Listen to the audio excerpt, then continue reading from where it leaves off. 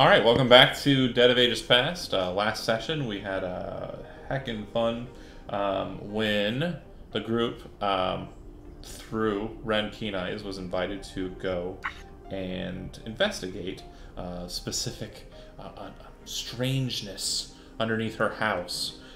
This strange lady's house, this noblewoman's house. And so Lady Karloff invited them into her house and then led them to the basement and said that's where the noise is. And most of the group fell into her trap and descended into her basement to fight against this strange doll-like creature with a head attached to her body via a chain and biting teeth and a horrid, just fangy, bad. They won the day, and the other friends came in and killed the butler. And then a lot of them regrouped and then entered into the main ballroom of the house, where they found strange puppets dangling from the ceiling. They quickly moved around them to dispatch the lady of the house, who was apparently a were-rat. And upon completing their defeat of her, they left off here. Now, meanwhile, Broxgar was left at the house sleeping. I have on the side, gave some information to Joe, so he knows what he was doing. But we'll get to him in a minute. Let's go ahead and just quickly deal with any questions or concerns at the house at Karloff Manor. Go ahead, whoever. What are you guys doing there after the... So, just to be clear, there was the room where Lady Karloff, the were-rat, was on some sort of a throne type thing, where she was... or a chair where she was controlling the puppets from strings. We defeated the puppets and we defeated her, and we're still in the room. Correct. Well, we defeated her and the puppets just kind of fell apart. Okay. And then are we injured at this point? I can't recall what's happening. I'm unconscious. Same amount of damage, but right before we left, there was Sarah was brought to stable by a medicine check, if I recall correctly. Yeah, did we roll how long I'm out for? Because that's 1d4 hours. Yeah. Go ahead and roll your d4 while we're at it. That is a number 3. I'm out for 3 hours. She'll be unconscious for a while. So, the remaining conscious people, what you notice mostly is that as you guys are engaging, it looks like Yen Lauren has kind of exited the room. It looks like he's kind of wandering out of the room to other rooms in the house. Ren would turn to 87, who we know now is 87, right? So, no mysteries. Yep. No mysteries, right? Right. No more blades. And say, like, as the other person in the room who seems to be like more law and order and a military, let's secure the room so that Sarah, can recover. Sounds like an alright idea. And might I recommend we try. You don't need the accent. You don't. No, Ren says no. You don't need to do that anymore. No, you don't need to do that. I don't know what you're talking about. Yeah, you be you, Jimmy Blaze. Don't let this guy tell you otherwise. This gnome's alright in my book. Alright, so Yen Lauren, I guess he just walks out, huh? He walked into a different room. He walked back into the foyer. I will look around to see if there's any valuables to ascertain for the group. In this room? So, in the ballroom, what you're noticing is there's the bodies, which are basically dismembered people that have been kind of compiled by Stitchery into more perfect forms. There are the 2 thrones, chairs. One of them being the more feminine of the 2 seats. Appears to have mechanisms on it, but the mechanisms appear to not be functional if you do toggle or toy with them or inspect them. It seems whatever power they ran off of no longer resides in the device. And that's it. In this room, there are 2 exits that are besides the 2 that you entered in from. So there's a door on the left and a door on the right. And behind the 2 throws on the back wall, there is a very large bay window, as high as the room is tall, almost. And it's very grimy, as I mentioned last time, and it's covered in the inside with blood. Nasty. Do you guys want to go on these doors? I reckon that might be a right idea. We might want to check just in case there's further traps, though. To be sure, if everyone the intent is to search the house for anything that might be lingering or about, everyone make either intelligence investigation or wisdom investigation check, your choice. And everyone will decide what you kind of utilize, what you find based on those results. So everyone who is present, go ahead and roll. 20. I got an 11. Uh-huh. Okay, I'm gonna roll this. I'm gonna do wisdom.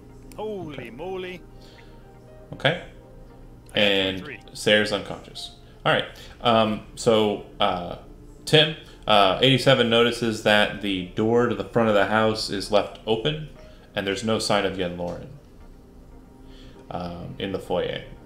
Ren, you kind of take to the other rooms and also going upstairs, and what you find is a small jewelry chest, which is present in the house, up in the bedroom. Her room appears to be covered with nails pinning flesh to the wall. It looks like she's curing the flesh on the wall. Some of it looks like it's been kind of penned on, like there's markings in ink on them that show like cut lines and such. Looks like she is making something, and when you kind of, do a bit more searching, you open up the wardrobe and you find that she has a number of dresses that appear to be made out of human flesh, or elf flesh, or mortal flesh. Wow. We're gonna burn this place down. What you notice specifically about her attire and garments here is it looks like the only dress that she would have that she would be able to wear outside is the ill-fitting one she wore when she died. Okay. I don't think we should burn this place down. That might cause a fire in the entire city, or at least this area. Okay, maybe that was a little dramatic, but yeah, maybe we should just somebody could come in and clean it out, clear it out, throw everything away. Yep. I suggest we undertake the cleanup of the viscera, so that we might use this as a base of operations, so to speak. John, would we know whether or not the Karloff house is held in high esteem? So every noble house is held in some sort of esteem. That's the stance of nobility. What you would know, however, contrary to Kevin's suggestion, someone who's actually in the nobility, was he the one that was suggesting taking this place over as a base of operations? Yep. That was Tim? No, that was Tim. Okay, well then, Kevin, Gilbert would know that that's not something you can do. The king owns every house that's in Old Rostagar. Every piece of property is his. If a noble falls, the house is repossessed, and then that land, that gentry, is granted out to a different noble at the king's behest. So, would Gilbert know if there are other people associated with the house? He's not really thinking about it, because right now he's actually gone into the kitchen by himself, and he kind of wanders in there looking around, and what he finds with his very keen-eyed searching is that there appears to be a trap door set in the tiles of the kitchen. A very, very hard and difficult to find, but you notice it because of a strange pattern difference. Basically, it's black and white tiles, but one of the where a black tile should be, there is instead of white tile. Aha. So what I would do is, I guess I would note where it was and then go get everybody, because I don't want to open this up on my own. Makes sense. Who knows what could happen? after all the crazy stuff coming out of this place. So when he gets us, I would ask him that question about whether or not there are other members of the Karloff family. You know, I don't know. Would I know that? Intelligence I haven't history. been in the city all that long. I will do intelligence. Let's see. Sorry. Roll. Intelligence, did you say history? That's it. Yep. Alright. That's not going to be good. I mean, Ren has been in the city too. Might he help? Do you have history trained? I do. Yeah, go ahead and make an intelligence history check. Okay.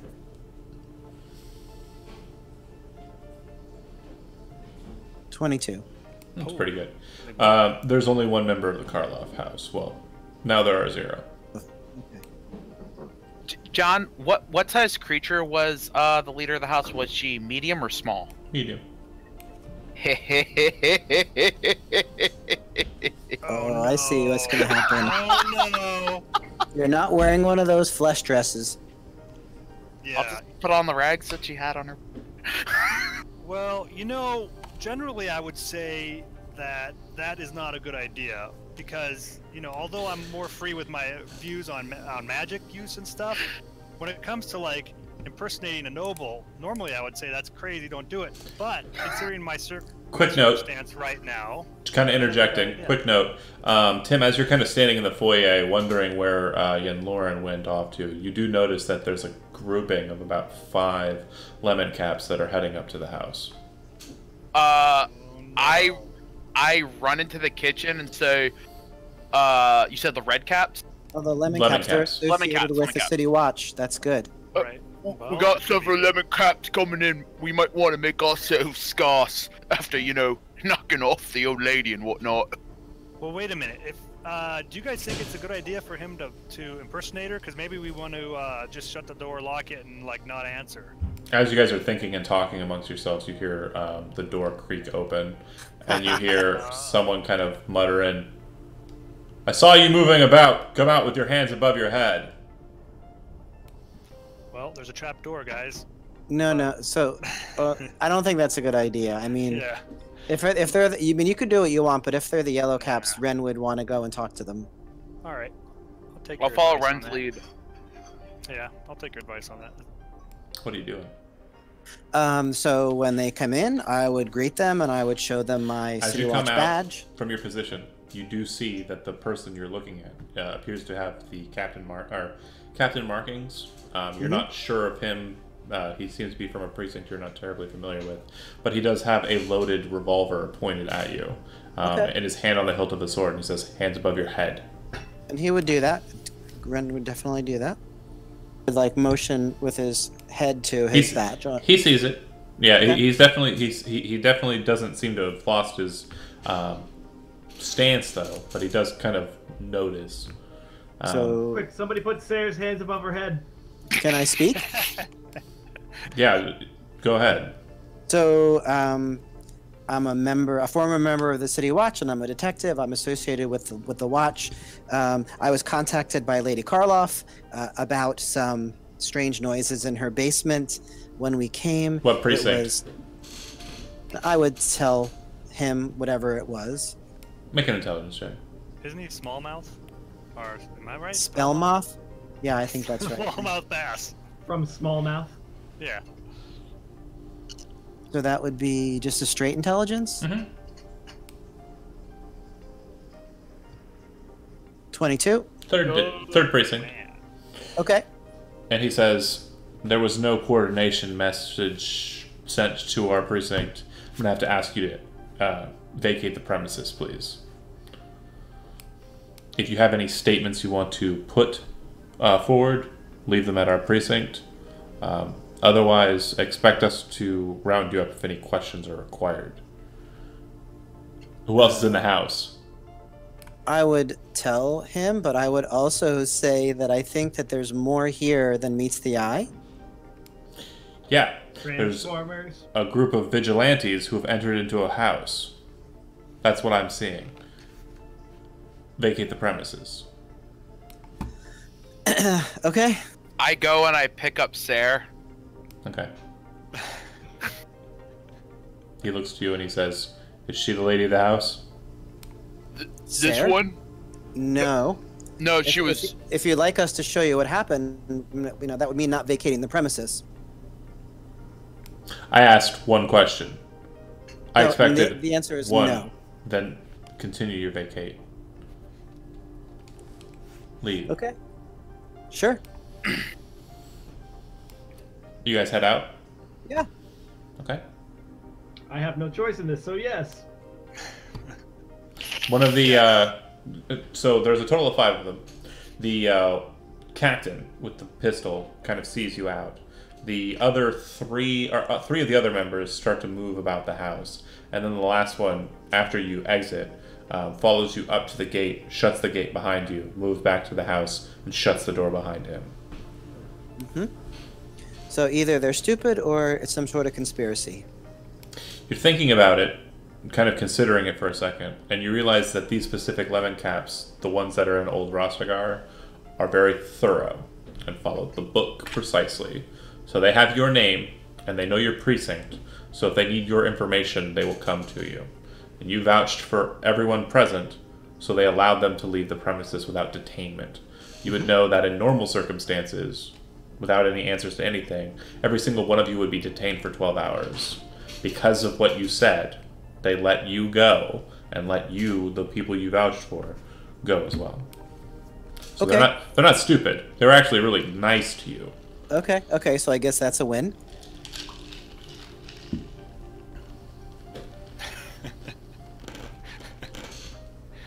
Yeah. Then what do you do? You have a unconscious there. Yeah, we would want to take her someplace where we can get her some attention. She'll be fine. There's really Fuck it no off. place. Get her already. There's really no places nearby, other than House Wellenbart, but you don't know what state it's in. Let's not take her there. That's You can No, take let's go there. That sounds like a good idea. you can take the trolley back to Sayre's house, or Ren's office, but other than that, there are no locations you can think of that are close besides those 2. So I guess I'd probably leave this more to the others who have had more contact with her, like 87 or Gilbert. What do we do? Well, yeah, let's take her back to her house. Don't you Sounds think like that'd a be right good idea? plan to me. Yeah. And do you happen to know where Yen Lauren went? I'm looking at Jimmy Blades. I saw him walk out the door, but after that, I lost him. Okay, At least well, he's he'll not come back. tied up in this mess. Yeah, that's true. It's too bad we couldn't lock that door and check out that house more, but you know what? Sometimes this sort of thing happens. So I think we should head back to Sarah's house. The only concern I have is that, people are going to figure out where Sarah lives. And, people, bad people. You know the people I'm talking about. With Well, crazy you could arms. And Take her to my office in the Joe, meantime. I saw that look. we could. So what do you guys think? That's all I'm going to say. It'd be nice to notify her husband, but he's gone, right? He's Right. gone with the kids. They went somewhere. Yeah, he went up to Red Wheel. We could also Right. consider sneaking back to the house later. Yeah, I think I'd rather go to your office, but if we do go to Sarah's place, I'm just saying, be prepared. We could. Oh, we gotta go. I to was Sarah's actually place. saying we gotta find. Karloff. We gotta find Brox. Brox was sleeping when we left. We gotta check in with him. He had really drunk a lot the night before, or drank a lot the night before, so nobody really wanted to wake him early in the morning. But he's a Oh dwarf. no, we woke him. He just wanted to sleep. Yeah, he fell So, back asleep. based on what I've heard, you guys are heading back to Sayre's shop. That's what it sounds like. You take the trolley. Sounds like to me. It doesn't take too long. You get back. As you're approaching the house, you do notice that there does appear to, especially Ren, you do notice that there does appear to have been some sort of damage done to the door handle. Joe, what would they hear from the inside? Are you engaging in any specific activity inside, or just... Yeah, I'd be banging away at the anvil. It definitely sounds like the smithy is full on being utilized at this Full point. of smoke coming out of that. I kick at the door that knocks. Hands are tied. Okay. Yeah, you All kick. right, we'll open. You kick the door, and it is open. It is slightly ajar. Whatever lock was present, locks rather, there were quite a few. It does look like those have been damaged unrepairably, or with great skill, repairably. You do hear that there is the sound of hammer on anvil in the back. Brock, Was this for my kick? no. Oh, okay. No, it looks like that was done by something else. It does look like there's signs of a scuffle. I would presume definitely some holes in a wall nearby, possibly a broken out window, and the sound of just ting, ting, ting. Joe, make a wisdom perception check.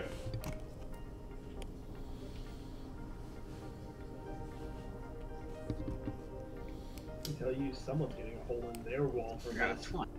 Nice. So you're not too distracted by the sounds of your work to know that someone has entered into the establishment. What would you like to do?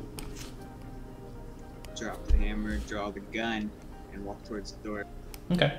You guys watch as the door slowly creaks open after the hammering stops, and you can pretty much see just a little bit of red hair kind of prickling out of the doorway, and an eye. You can see now, Roxgar, that the individuals that have entered into the place are your friends. It does look like Jimmy Blades is carrying, because Joe still thinks, but it looks like Jimmy Blades is carrying Sarah, who's unconscious, and the others look like they've seen a bit of a scuffle. Oh, it took you long enough. And I see Sarah. Is she dead? Just a little knocked out, that's all. She'll be up in a couple. What happened here? She had visitors while you were gone. Men in skull masks with glowing orange eyes came. They didn't come friendly. They burst in, and I barely had enough time to scare them off. Fired a couple of rounds, and they took off running. But I'm pretty sure they were looking for Sarah. Seemed to be members of some sort of cult. Well, then we better not stay long. So much for keeping her place out of trouble. It looks like trouble found her already. Yeah. Well, at least she wasn't here when they came in, so that buys us a little bit of time. But you know what, guys? And I could have done this, but I didn't do it earlier. I just liked watching you carry her all the way across town in that uncomfortable trolley ride. But I could cast Healing Word on her. I do have a spell slot left. You bastard! You know what, though? I think this spell slot was new that I got when I leveled up, so I don't know if I really have it yet. Do I have it yet? Probably not, I would right? say that you would. Yeah. Okay, I would. All right, because I thought since we didn't rest, I might not have it. So, anyways, I will heal you now that we're, in your house. And Before you heal her, I put layer down on couch, cot, whatever, so she's not waking up in my arms. Got it. boy, that'd be much more romantic. You do realize my character's married. That is true. And Valet is a female, right? She's Right. That doesn't Yes. matter. And she Alright. looked at me. That was creepy. It's 2008. So you got 9 hit points. Nice. 9 Oh, actually, wait a minute. Maybe I should cast Prayer of Healing, which is a kick butt spell, and we're all That's hurt. a ritual. Is that take 10 minutes or something? takes about Yeah, but we got Yeah, 10 do- minutes do before that, we do can that. leave. All right, well, I'll do that in addition. Since I already said I did that, I'll just use up all my spells. Do that. I'll cast Prayer Healing, then we'll get moving. We got to figure out. You guys think about what we're gonna do. I'll do the healing. So it's 12. Is that for everybody? Is that how that works? I gotta look this spell up. So it's up to 6 creatures of your choice. Get that much healing. All right. So 12. Anybody who's hurt, get an additional 12 hit points. Nice. Thank you. Back to That's full. good. Actually, I'm back to full too now. Sweet. Oh, an additional 12, you said? Yep. okay. Are you back to full? You should be, right? Nope, I'm not. I'm still off by like 6 points. Oh man. Whew. Easily, All right, well, easily identifiable for you, Brox, is that the mage in the bright colored coat is not present. Now, where is Sin Lauren. Yeah, Oh, Lauren. yeah. Old Yeti. He walked out before the fuzz showed up. Yeah, and we should take off now too. Grab whatever you need, Sarah, and we gotta move because I think somebody's gonna be showing up here soon, and probably with more reinforcements even than before. Yeah, as soon as you're conscious, I tell you what I told you about the members with glowing orange eyes. What is it that's happened? Did we? They came to your house, men in skull masks with glowing orange eyes. So, real quick note, I just want to, again, it may have been the case that you're not remembering specifically, but I did mention that there were a number of gangs in the city, specifically for Andy. And I just want to remind you that one of the groups did wear white masks, skull-like masks. So, just a heads up there. Can I share this picture? I mean, I can. Yeah. John, does glowing orange eyes make me think of anything more personal, like about myself? There are a number of artifice creatures like yourself that do happen to have glowing orange eyes, yeah. Okay. I think you should share it to show off your artwork. Well, I mean, I can share it so that everyone on the internet can see if my computer will do a thing. Yeah, but I fought him off.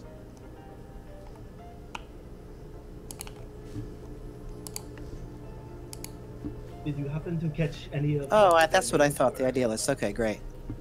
Would you ask me? Ooh, man, that's cool. Yeah, Sarah was asking you if you happened to catch what any of them were called or anything. Names. No, it happened real quick. They came in, kicked the door in. I drew down a couple shots, and they took off before the guard could show up. I think they realized you and your family were here.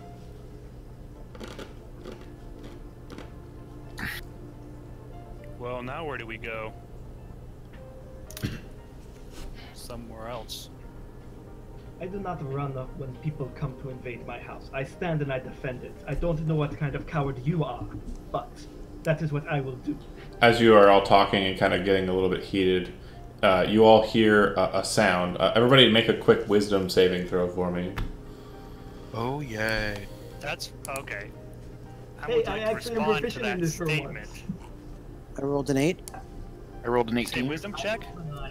Yeah, wisdom saving throw. So that's what I was hoping for. Matt, Wisdom as save. Sayre's like, I don't run from anything. I'm the best. You hear a from the front door, and Sayre's like, oh shit,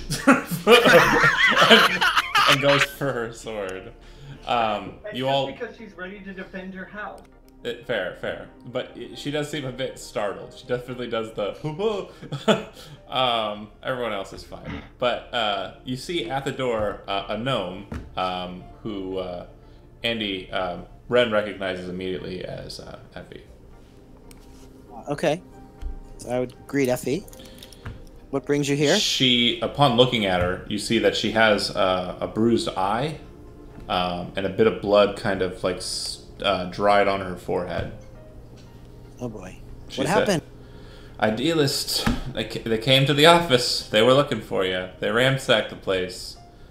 I tried to tell them that you weren't here or weren't there, but I figured you'd be here. She looks around. Were they I'm here? The idealists, they were here, but no, not now. Yeah. Can you find someplace safe, or can you increase the locks on the office? I was just gonna let you know I'm going home, but the door of the office is broken, and the idealists did leave with certain things. So I just want to make sure you know I didn't take that stuff, so you don't take it out of my pay. Mm-hmm. Can you just let me know what they took? They took the auto carriage I was working on. They took the grappler device I was working on. They took the auto shield I was working on. They took the communication devices I was working on. They pretty much took everything, boss. These bastards. Well, you take care of yourself, and we'll worry about that later. Okay. If you want me to come back to work, yeah, I'll just be at home until you call upon me. Okay. Well, I think what you should work on maybe before you go back is a good set of locks for the door. Fair enough. Well, we were open for business, so the doors weren't locked. But I'll make sure that the place is locked up and sealed up tight. Okay. She heads off. Between seeing them and having a name to the face, is there anything that I would know being resident about the idealists? Idealists are more local to Spellmoth than Red Wheel.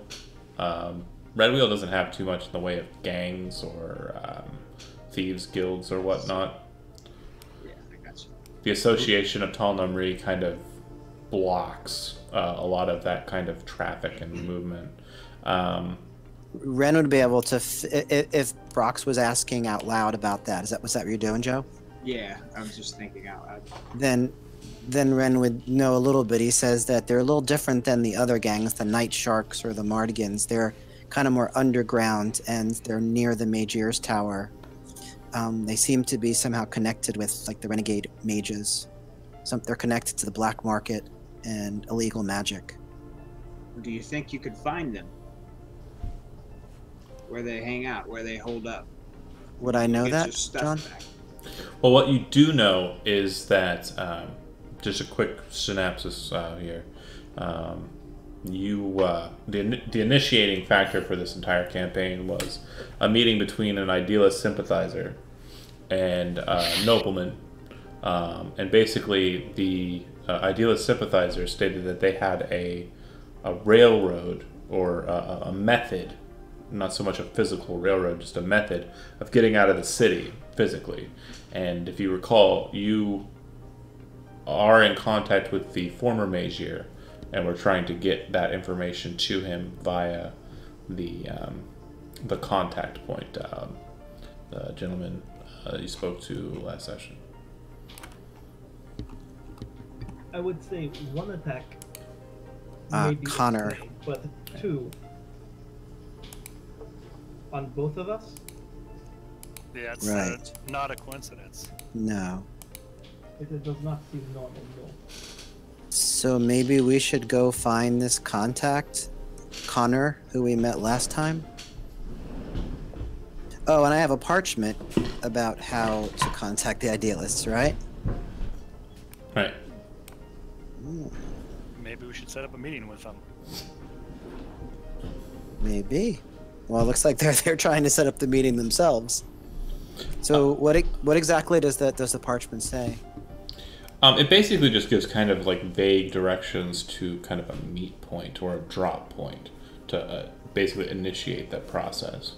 Having rolled with this kind of people, Andy, like thieves guilds, basically this kind of meet, this kind of parlay, what will typically happen is you will show interest by putting a notice of interest into a drop point, and then they will return the missive by either sending it directly to a place marked on the missive you left them, or by following up with the suggested meet point that you put in your missive. I love this. This is all cloak and dagger. Yeah, totally. This is Thieves Guild shit. Yeah, let's do that. And are you sharing all this information, like, to all of us about? Yeah, absolutely. I don't want to hide that stuff. Is that okay? Like, what do you think of that idea?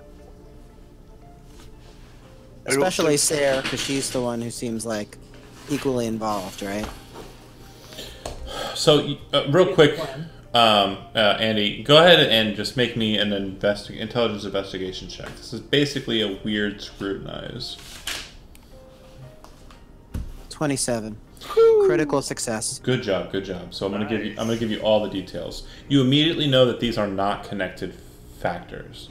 The fact that Idealist came to Sayer's location is simply because of you and because of the others being connected to Sayer. These are basically the physical places you've been staying. The Idealists seem to be trying to meet up with either you or another member of the group, not so much Sayer. And you immediately recognize why. They are probably trying to get in contact with the Magier, the one that you're hiding away in the sewers.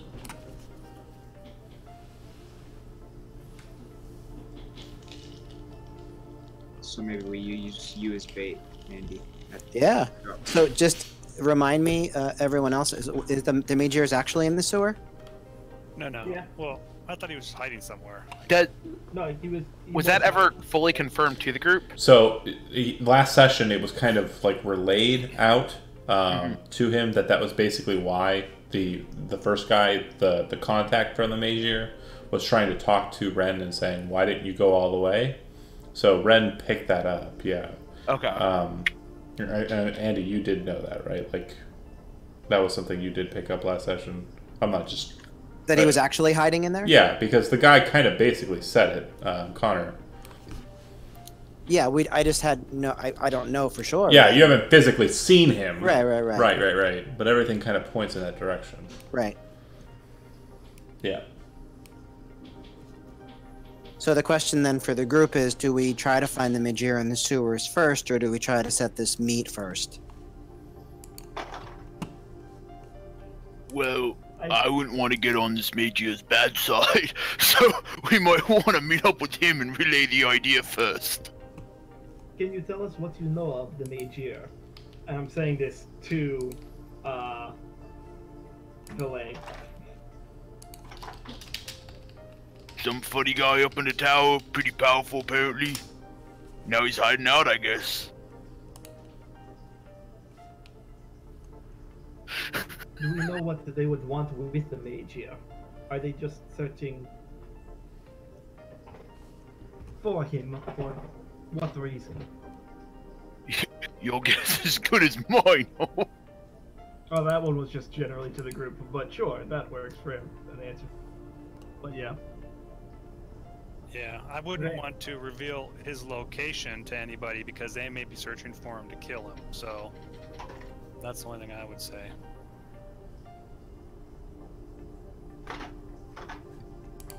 So just like as a reminder to the group, Adrian Vaticus, the Margrave, said that he is unhappy with the conglomerate and we need to root out the corruption present in the city. The high tower must fall. Yeah, he was a nice guy. I liked him. Yeah, I All liked green him. in that. His armor was cool. He did have cool armor. That he did. Not imposing or making me want to shit my pants at all. Just to speed things up, and not talk in a voice to do this. So basically, Jimmy Blades asked, "Do you want to tell us where he is, Ren, so that we can go and maybe make contact? Because if they're trying to tell you, you would lead them right there. Or do you think that's not an issue? And just all go try to meet up wherever you think he is."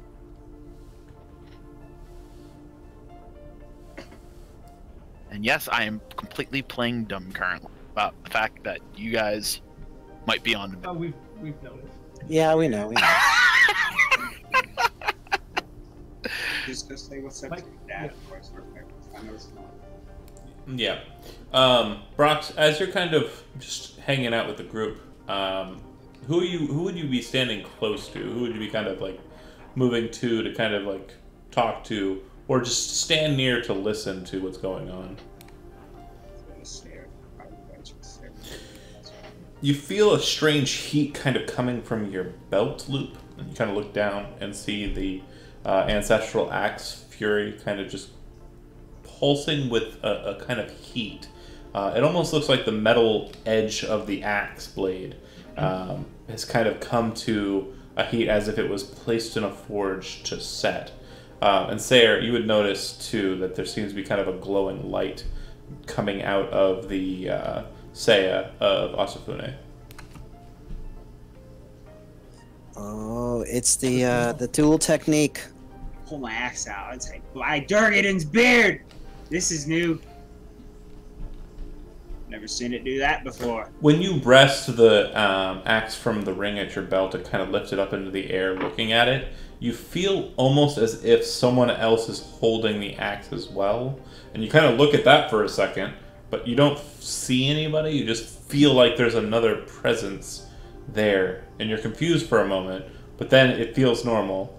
and the axe seems to kind of like still maintain that heat. And you're a pretty perceptive guy. You notice too that Sayre's sword, there seems to be light glowing from outside of the scabbard that's holding the sword. Ren whispers, Well, touch especially it, touch it. Sarah was going to be pulling it out. Stop. When you pull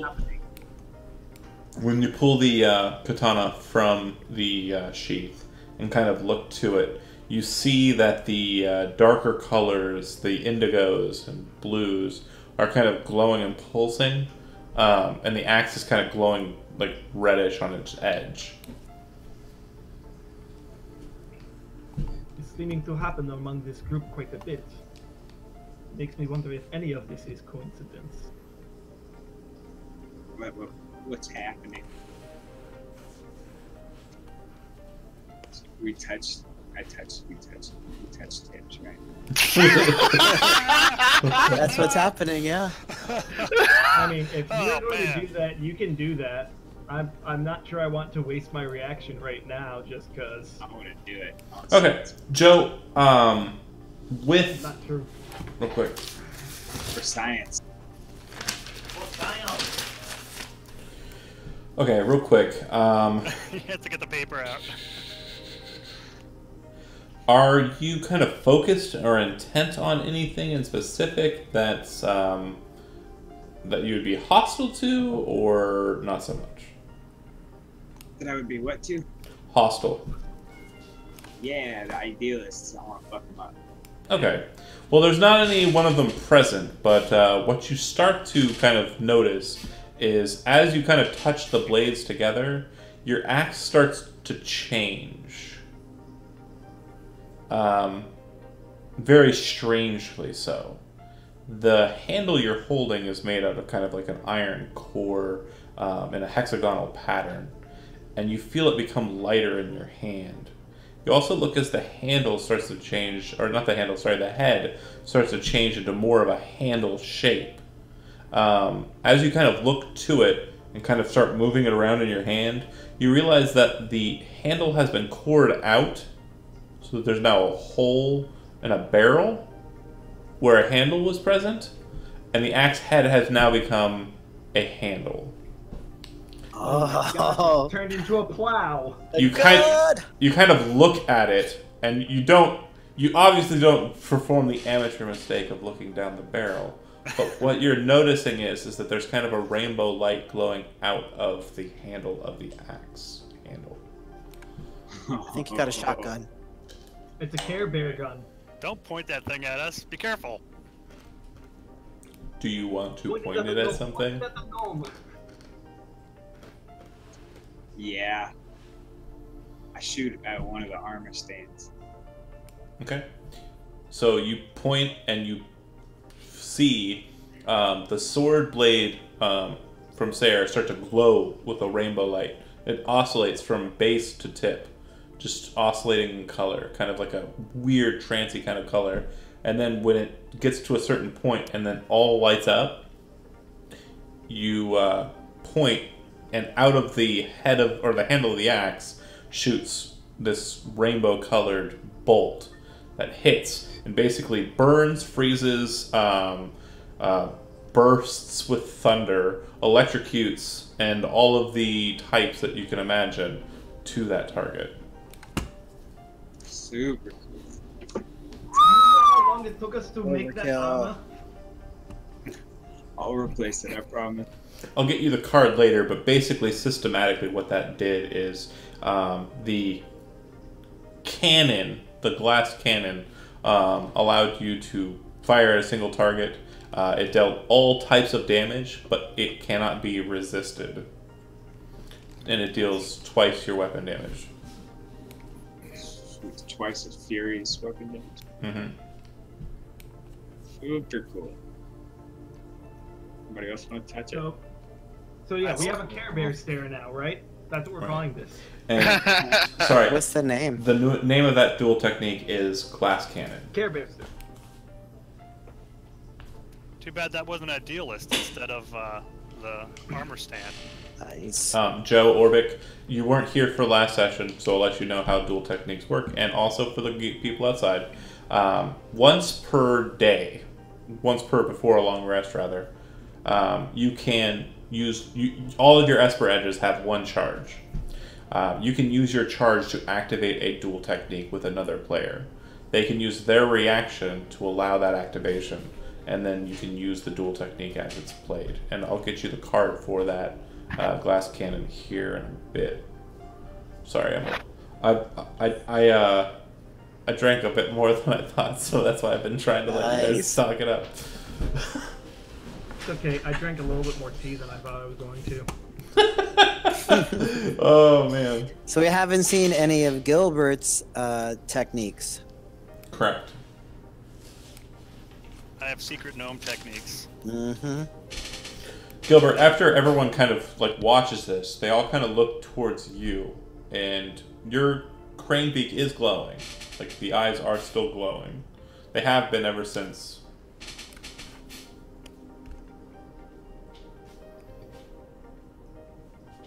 All right. Well, guys, I don't know what this is all about. This is the weirdest thing I've ever seen. You missed it, Brox, at the battle in the noble's house, Karloff. They were touching the tips of their weapons together. All sorts of crazy shit was happening. It was very magical. So yeah. So you're the only one who hasn't initiated yet, so you can do it with any one of us, right? That's right. Wait, I haven't actually initiated with anyone. You... Oh, that's right. You haven't. No. Right. Sorry. Maybe I should save it though, till we if we run into any of those, you know, whatchamacallem guys, the idealists, like being able to blast them with something that we know is cool, but we don't know what it is. So that's what I'm saying.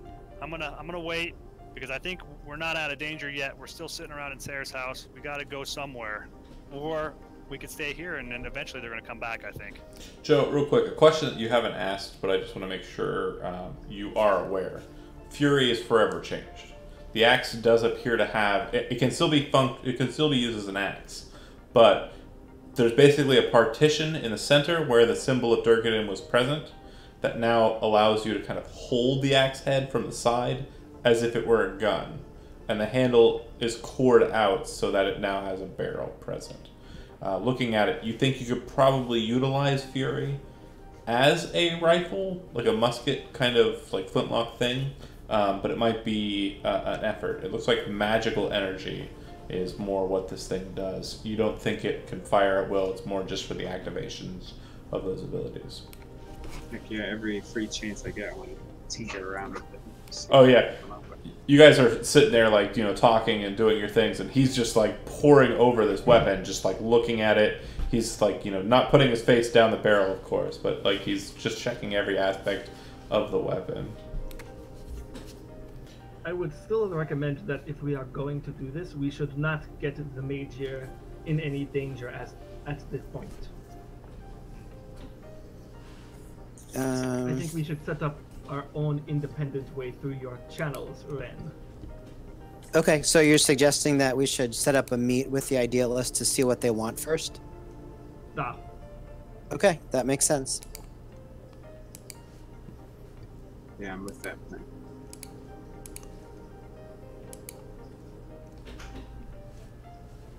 Okay. So that's what I would do. So you're going to try and do the setup. What do you want to put on your missive? Like, where do you want the meat to go? Or how do you want the meat to go? Can you do a meet cute? Oh, you're adorable. I stabbed the gnome.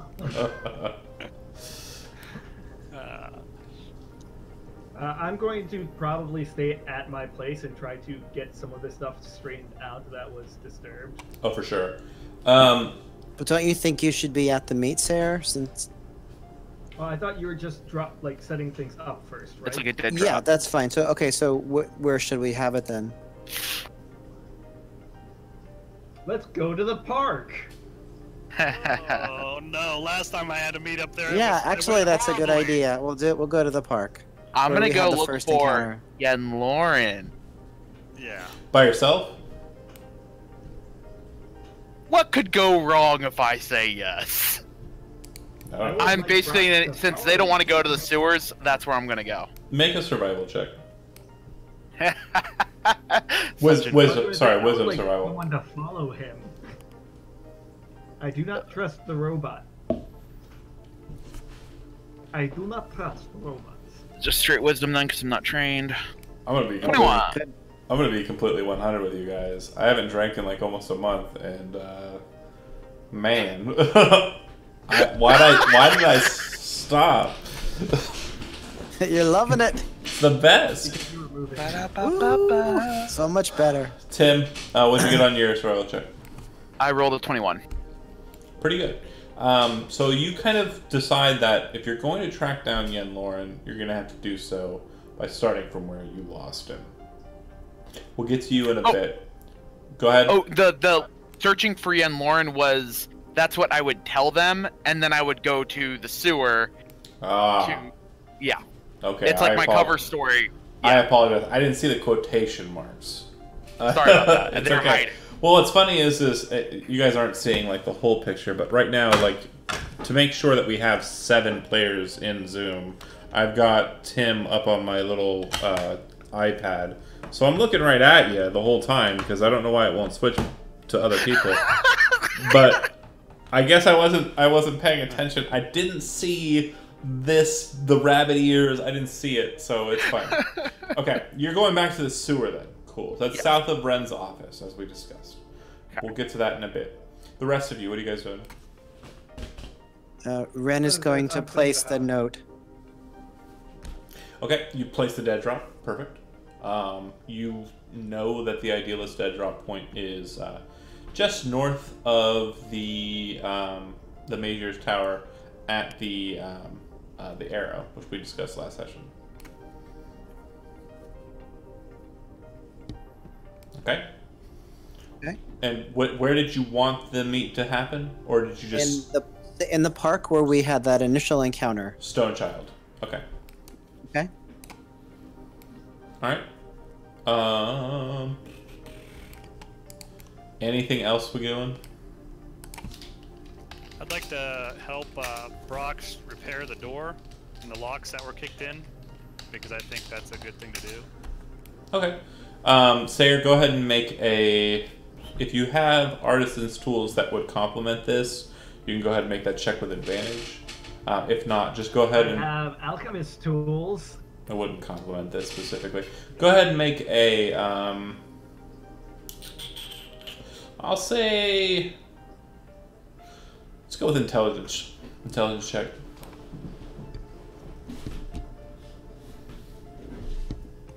Then the other one's a natural 20, but the main one's a 10. You have advantage. You're being I helped. do? Yeah, you're being helped. Okay, 21 then. So you and Gilbert work together, and he kind of points out, like, as you're kind of going for, like, the wrong course of action to fix something, he kind of gives, very dutiful and stern, direction, and seems to be very keen about the managerial kind of tactics. Gilbert seems to be very focused on letting you know what you're doing wrong when you're doing it, and helping you kind of get to the point where you're actually doing it right. At first, it's really annoying. And everyone's kind of looked at the gnome as like, fuck this gnome, right? But To the end, it's very annoying. by the end of the process, though, what you actually realize is he is very helpful, actually. Yeah, Brox wasn't a total dick though either, I would mention. No, he wasn't like a complete shit stain. What I'm saying is like, he was focused on kind of like, whoa, hold on. And he was trying to tell you were doing it wrong when you totally felt you were doing it right. He's like, no, come on, hold on. And he was trying to help you.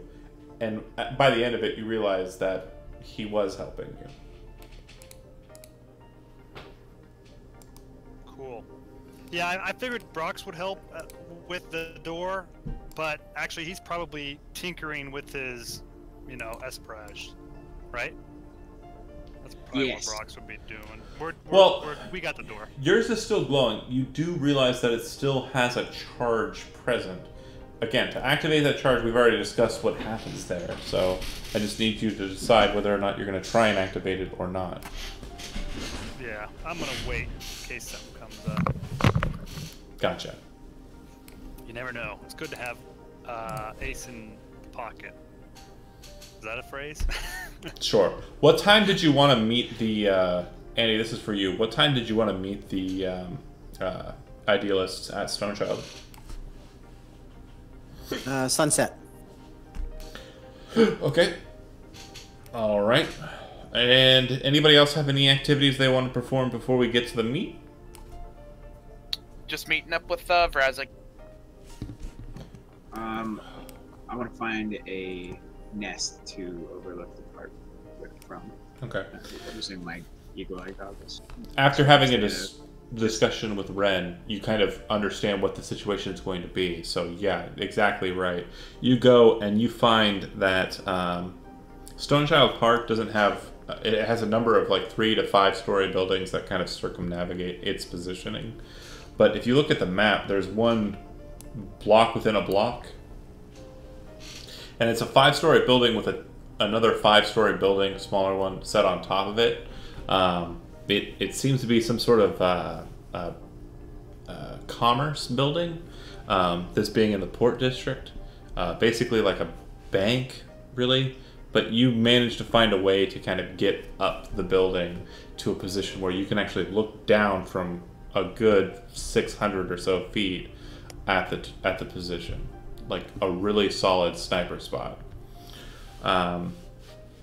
Satisfied with your positioning, we'll go ahead and cut to Tim. You go to find Vrazik, and you go into the same location where you found him the first time, and he's still present, and he says, 87, have you already met with the idealists? Have you got me a way out? No, I was coming to inform you of that plan. I relay the guy's name that it's met up with us. He...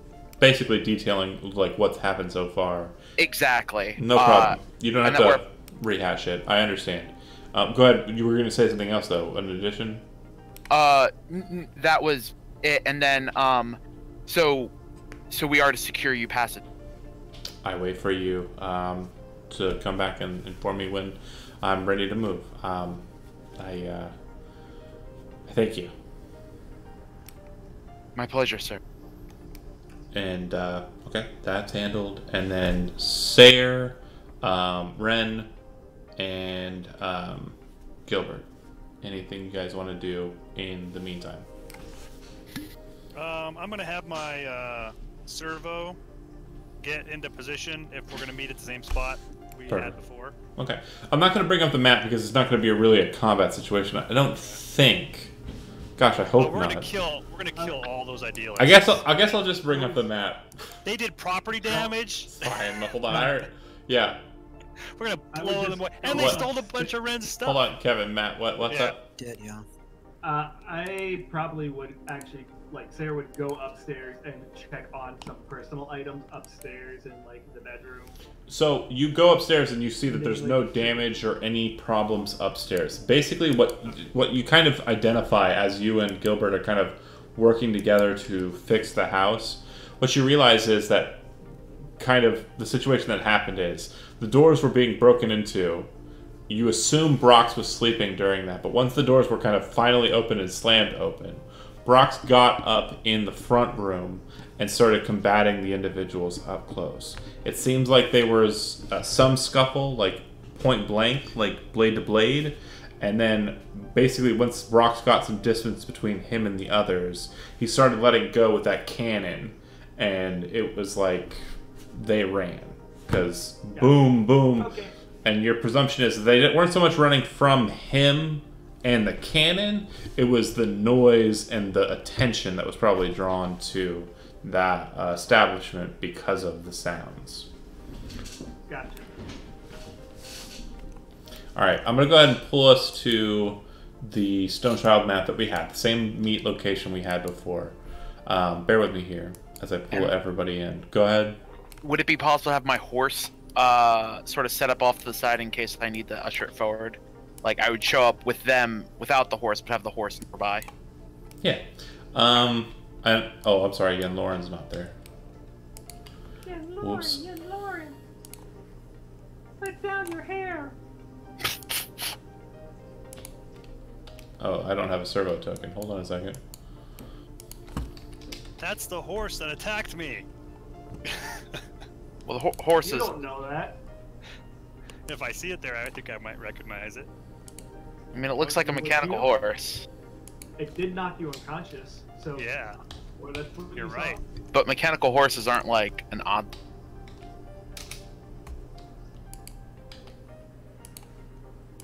Hey, Kevin, do me a favor. Can you move that little red token, the little guy? Yep. Sweet. But I Nice. want to put it someplace that had a good view and was hidden, so I don't know where that would be. Ren would whisper to Sayer, "Do you think 87 was actually looking for Yen Lauren?" I do not know, nor do I trust what he was doing. Me too. Me too. You're a liar, Tim! Liar. Lying liar. So what you guys kind of are starting to kind of set up and notice, as you guys get close to the statue, you start to get a similar effect to when you would get close to one another. It seems like the blade that is present in the stone statue seems to be causing your blades to kind of ignite or cause discoloration as they were doing before. Do you think that is Yen Lauren? It's the final form. Yeah.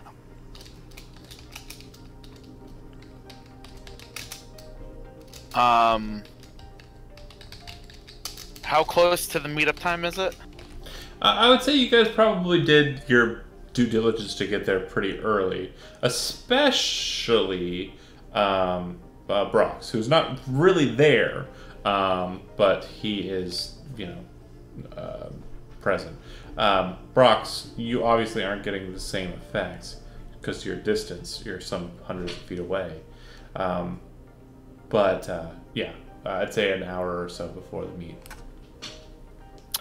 I'm really curious. I'm gonna go up and touch the sword. Okay. Nothing happens. But it's still glowing as reacting, but it's probably because I've Yeah. already used my reaction. It does appear that there's no charge present. You're not activating anything. But the sword, you notice, it seems to be covered in stone. Make an intelligence arcana or wisdom arcana choice. Your choice on this. That will just be straight with then. I rolled a 4. Oh. You rolled That a was a 1. natural 1. Yeah. Your weapon explodes. You don't know what's going on. Do you currently have any hit points that you don't have active? Like, are you down any hit points? I am full health. Have you spent any hit dice? No. Okay. You feel like a soothing balm come over you when you touch the sword to the sword. Huh. Okay, since I haven't spent my Asper thing yet, I'm going to go up and touch the statue. Hold on a second. Let me make sure I got this right. So, those that have expended, it was Ren touch Sayer's sword to create Aura Whirl. Mm-hmm. Gilbert hasn't used his. Nope. Brox used his in science test With Sayer. with Sayer and created Glass cannon. Glass cannon. And then Valet. 87 and Ren. Yeah, that created Red Red Rush. Rush. Yeah. Right. And that's right. So Sayer hasn't. And used- then, right, and then Yen Lauren and Ren did the Spire. Correct. So yeah, Sayer, yeah, you were going to touch the blade, right? Yeah, sure. Why not? Are you missing any hit points?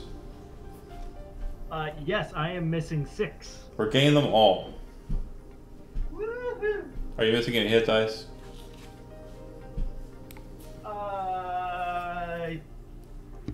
think I am currently, no. Are you missing any spell slots? Ooh, that's big. That's cool. No, I do not have spell slots. Okay.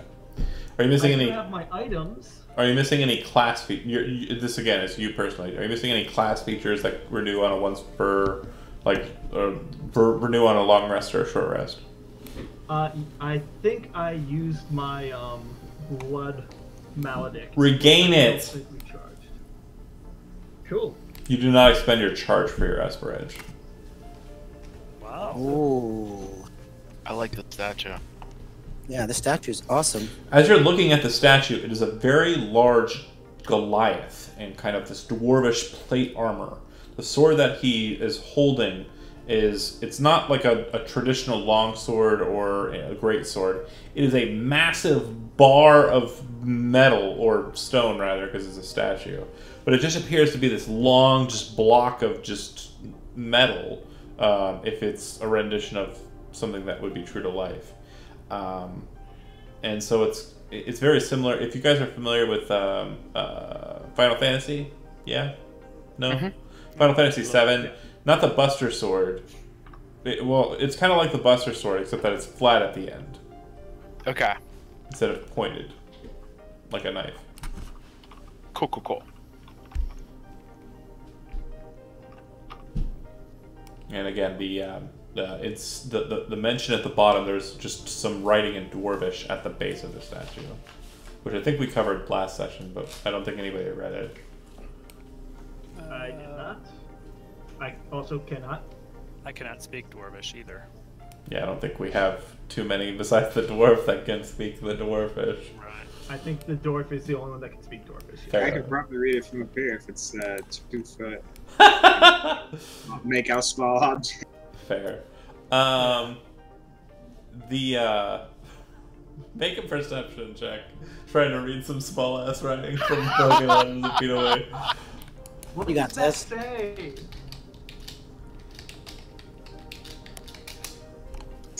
I got a 5. Yeah, you have no idea. It's a Are you blur. using your binocular goggles? He is. Yeah. So you'd have advantage, right? Haha. Fair enough. I'd say Oh! the only thing you're able to make out is the name. The name appears to be Grun Stonechild.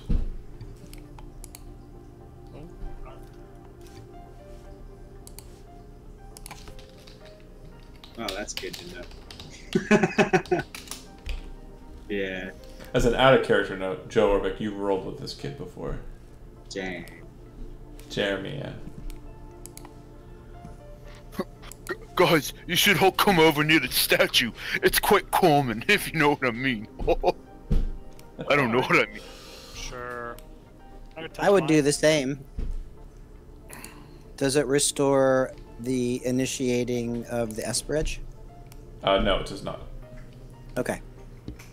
It basically, if you touch it at this point, the statue within Esper Edge, it will regain your hit points, class features, spell slots.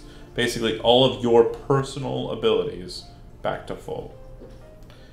The statue obviously is not movable, by the way. You can't take it with you, but it does appear to be a source of energy for those who are wielding Esper Edges. Oh, that's so good. Can't take it with us, this huge ass statue that's larger than most of us. Well, need to shrink it. no. The statue is the size of a Goliath, but the Goliath is actually a shorter Goliath. That's in the high 6 foot, whereas normal Goliaths are like 7 or almost 8 foot. The sword is Statue probably that's taller than all of us? true. You guys are pretty short. Sorry. Doesn't look so big from up here. Yeah, 6'8". He's not huge. He's like 6'8", the statue. So, where do you want us to be, Ren, when your contact shows up? So I don't see any reason why you should be hiding unless you want to hide for your own safety, but I think this is like an open meet and maybe he could see who I'm rolling. Alright. We'll just hang with you then. Okay. So from off screen, if you guys are taking your time, waiting it out, eventually the contacts arrive, the idealists.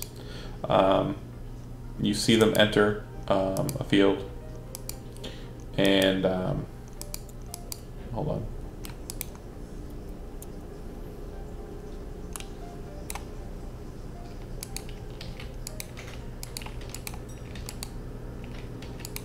Total of 5 of them kind of approach you, moving towards the group. Now, the main idealist, obviously, is like in the picture, if you're looking at it. Looks like he's keyed for battle. They look more like just black robes with the skull masks.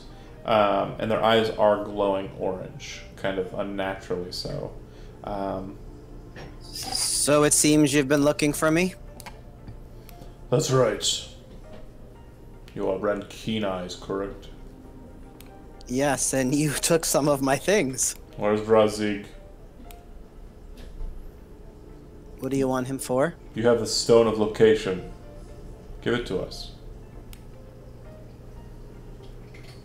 We know it's not at your. We know it's not at your office. We know it's not where you've been hanging out. If you have the Stone of Location, give it to us. What do you wish with Razik? We normally are very kind to those who are blessed with spellcasting ability. But Razik is a murderer who has killed our kind tenfold. He deserves only the most dire punishments. And so, we seek to try him. If he is found guilty, his neck will be slit, and the blood will be exsanguinated from his body.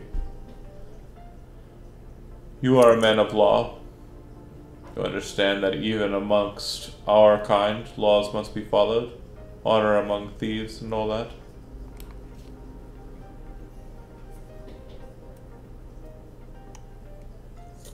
Ren lets the silence sort of sit in the air for a moment. They appear to be kind of doing something underneath their robes. I would say you, Ren, are keen enough to understand that the robes are very specifically used as kind of a guise. They look like they're not doing anything, but you know that they're preparing for combat. Like preparing to cast spells or preparing weapons? Do I know? Like, can I tell? You think there are weapons present, yeah.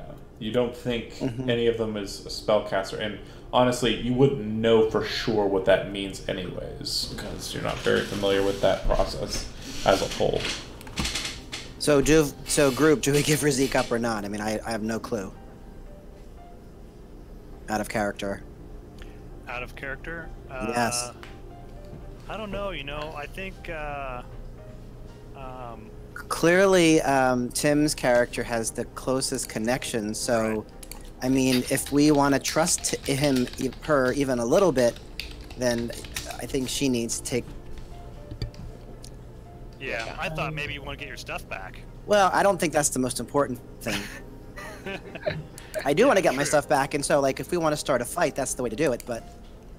Yeah, I mean, there's probably against giving over the guy, because, I mean, you want justice, but, necessarily, is that justice actually justice, or is that them just taking revenge for him being tough on their friends for breaking what is currently the law of the land? Mm-hmm. I like that idea. Not turning him over. You like that? Okay, that's because you're aligned with Razik. Oh, of course. Yeah. So everyone, if I say no to this, then we're gonna get into a fight here. Oh, Blades will take a step forward. Necessarily. We might be able to talk our ways out of it if we have charisma. I don't. One of the one that's been talking kind of steps to the side, and another one kind of pulls forward and says, "Enforcer 87, what do you have to say about this?" Nice. Go, Tim. You're up. So, since it seems like they're seeing through the bull crap, I'll drop the voice. About dumb So missing one of already. them addressed me as Enforcer 87 and saying, "What do I have to say about handing over Vazig?" Yeah.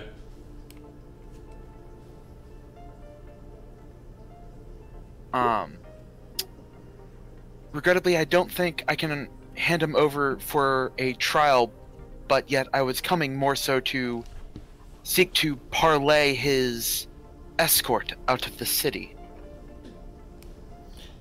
Where do you plan on him being taken to? Well, that would be something that would have to be sought from him, where he would like to go to get out. I'd like to say Anywhere that would right probably now be is- preferable than here. If you're referring kind to our specific method of getting out of the city, the only place we can really get him to is Netton. I can relay that, but I'm sure any Netton would be preferable to being. The idealist present in Netton would try him. He must understand that he is guilty of acts against the freedom of magic. As a mageer and an acting member of the conglomerate, he must be tried for the problems he has caused all magic users in the world. Tried by whom? It isn't the conglomerate law the law of this land? We do not agree with that law. Does that make your judgment the correct one in this situation? We Or would is say that simply because you would like that? we would say so. And what guarantees do we have of impartiality that Under- it would be a fair trial? Understand, we are not trying him for crimes in a nebulous understanding of the word. We're not trying him against a book or a concordant. We're trying him against crimes against people. You understand, Enforcer. You specifically should understand, Enforcer, that people were murdered. People were taken from their livelihood and taken from their freedom and placed in incarceration in the dungeons beneath that tower. They're not being tried for crimes. They're being tried for wrongs that have been enacted against the idealist.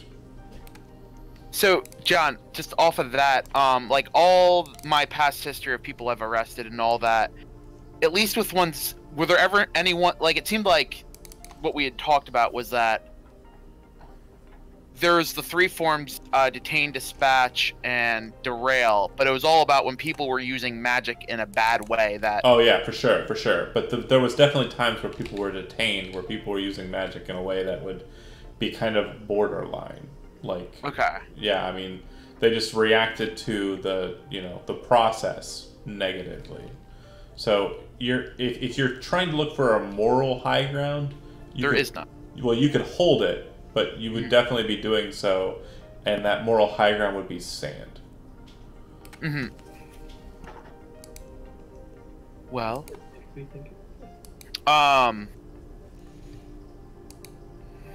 knowing that we're basically just gonna clash heads, and there's not gonna be any resolution between what I believe, what they believe, well, I can relay this information to Vrazig and let him choose to be escorted out, with the understanding that when he arrives at Netton, that will be the case.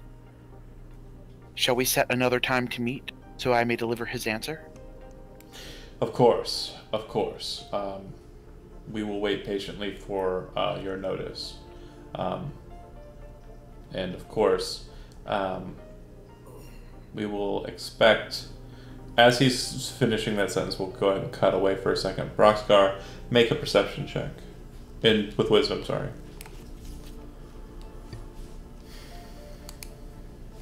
Take the shot.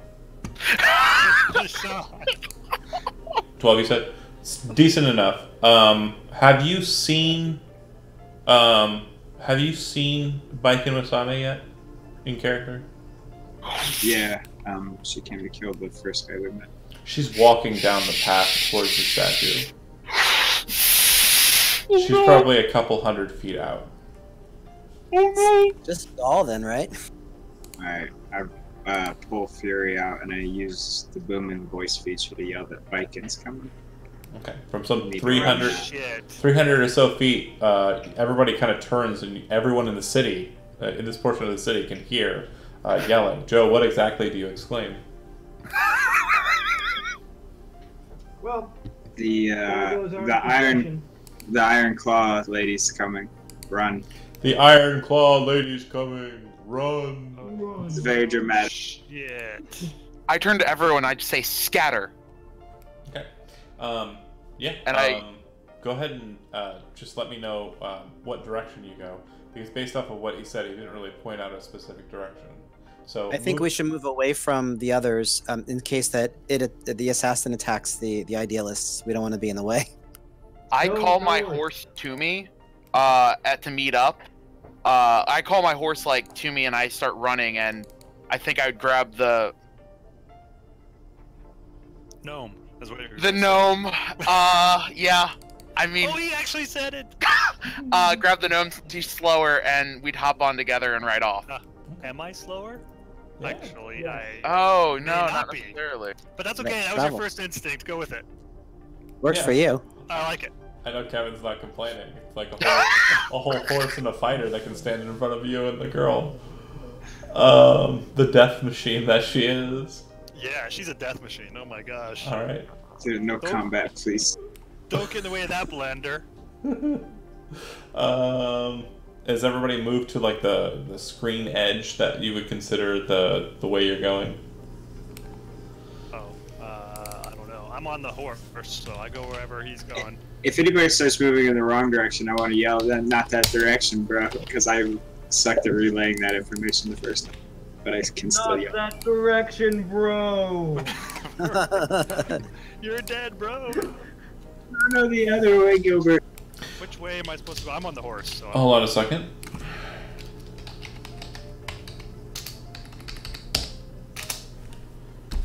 So, as you're kind of yelling out across the distance, your voice is carrying decently enough. The first time it was like a clear, quiet moment, but now there's kind of like a hustle and bustle and people are shifting. So, not many folk are hearing precisely what you're saying. That said,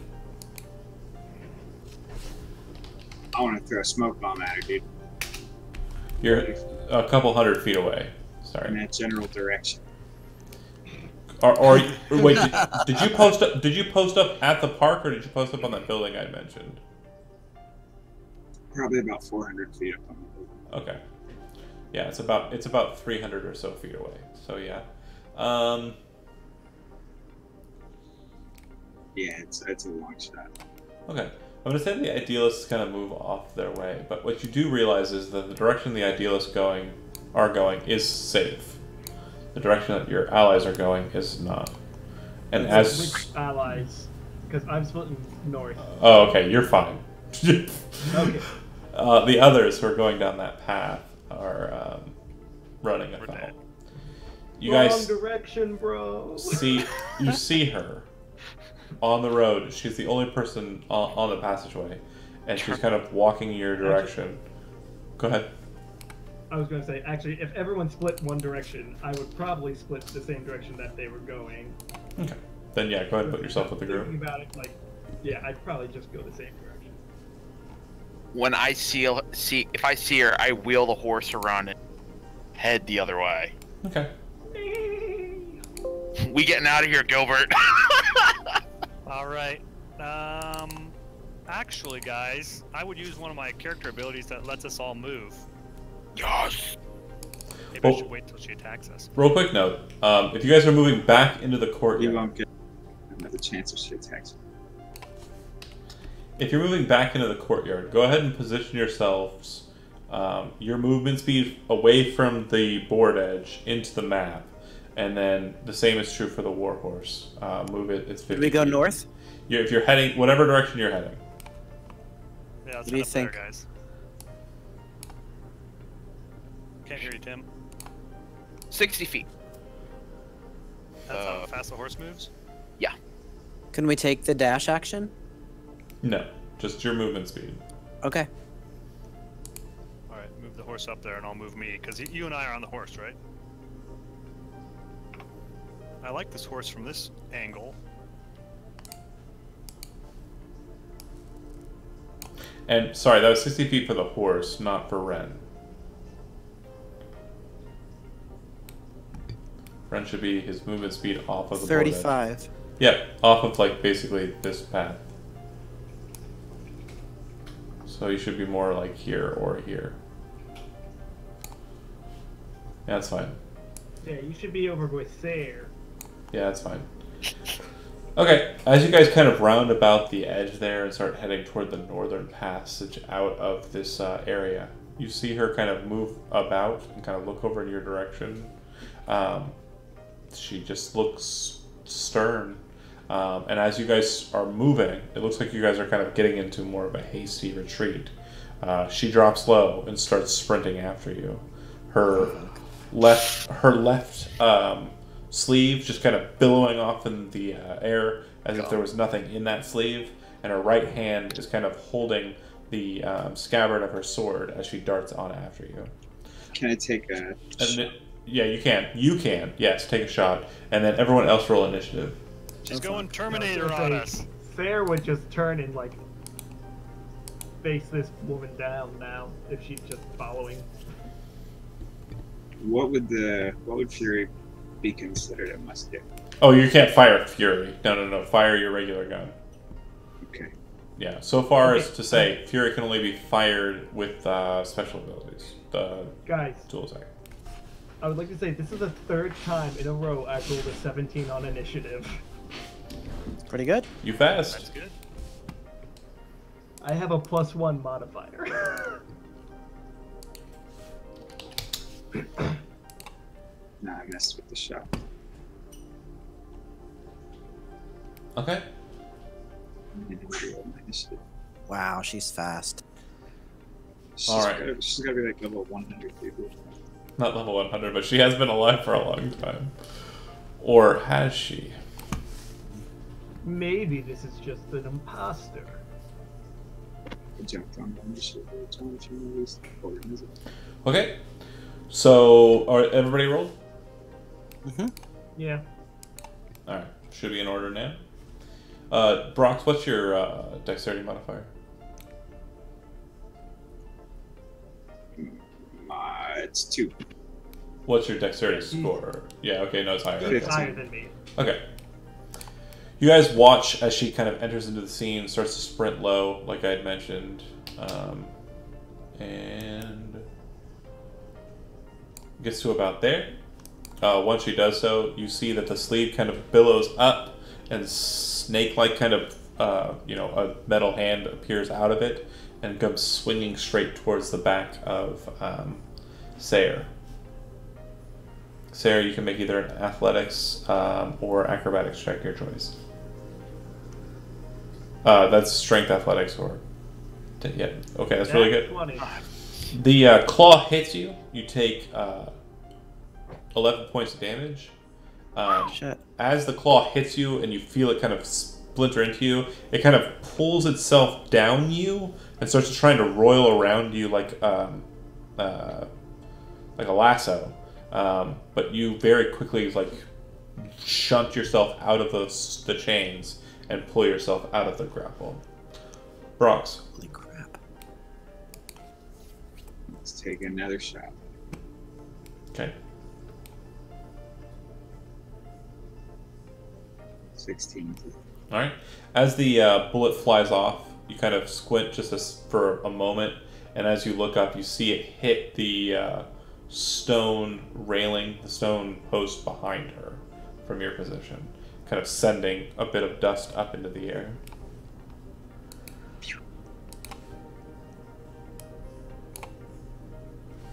Okay. Sayre. Okay. I would probably...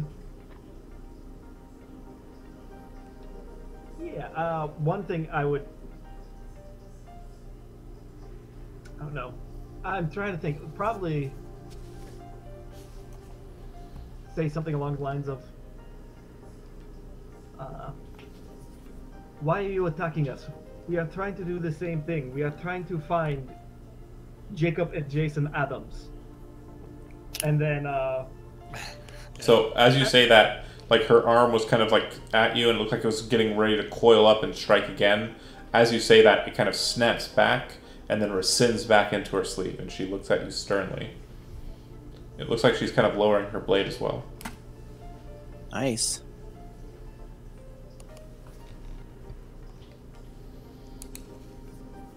Okay, I'm not going to attack, but I'm not putting my sword away, but at the same time I'm going to wait and see what she does. If she You're readying an action to attack her if she attacks you. Yeah.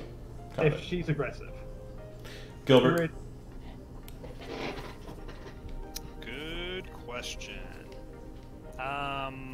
Yeah, at this point, you said something to her and she basically stopped. So, that kind of makes me wonder what to do. I guess I'm going to hold an action also now. I'll hold, I want to cast a spell if she does anything threatening. Sounds good. Person. Hold person if she does anything hostile. Good spell. Ren? Ren is going to sort of really pay attention to her and what she's doing and try to suss out her intentions. So use that feature of his. Scrutinize. Mm-hmm. Make an intelligence investigation check. Okay. Roll nat 20. 21. Nice. So it would appear that her mission is to find the two that Sayer just mentioned, and your assumption is she was trying to find them through you guys. She seems to be stopped by what Sayer said, at least for the moment. And so then, as a free action, can I say, we know you're looking for, was it Jacob and Jason. Jacob and Jason? We know something of the circumstances of that house.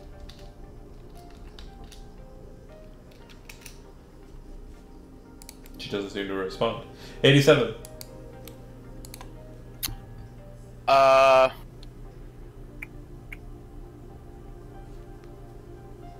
I am going to, because the horse was kind of galloping, so I'm just gonna canter it so it's 30 feet away from her. Okay. Oh well, no, yeah, so I'm there. All right, so we'll make it 40, like it slowed down some, turned it around, and I ready my lance, but like holding it up, ready to charge if fight still goes down. Okay. She steps forward. Doesn't appear hostile. She's still holding her sword down. The second she does so, you're holding your blade out, right, Sayer? I mean, yeah, just Okay. sort of like not Defensively, for- not like touching her or anything. Yeah. What you notice is that the amulet around her neck, which I mentioned, have I shown you guys a picture of that yet? Or Yes, no? it's green. Yeah, the green vial that I kept saying was a Legis phylactery. Yeah, I'll go ahead and post it here real quick, just so everybody can see it. Yeah. This strange green thing, the liquid inside starts to bubble and roil. As it does so, Sayer, you notice that your sword in your hands becomes heavier, and it just feels off. For the meantime, your weapon is not magical and grants no benefits. Oof. Nerfed.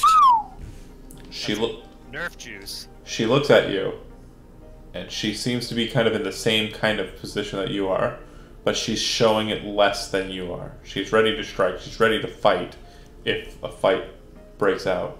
And she says, "You're the Bloody Angel, are you not?"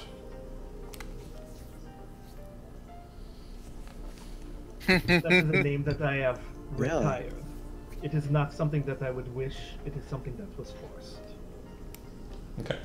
As you kind of sit in this state of non-magic, you feel this kind of draining from her. Like, all around her there's this negative energy zone. And it makes your blood feel sharp. It's the best way I can describe it. Have you ever had like an achy kind of flu or fever? It's starting to kind of, yeah, it's starting to kind of feel that way right now. You're standing close to her, and it gets to a point where your actual vision starts to kind of red out, and you kind of blank out for a second, Sarah. In that moment, light kind of frazzles in your mind, and you can see a figure in the light, just off in the distance. It appears to be some sort of male figure present. And as you're kind of focusing in through the light, trying to look at them, like squint in your mind's eye at them, they kind of turn their head, and just as you're about to see the features of their face, the light kind of blanks back, and you're looking back at Masame's painted white face. Was that Doug funny? It was Doug funny. Hello, Douglas. I have a new invention. Very expensive.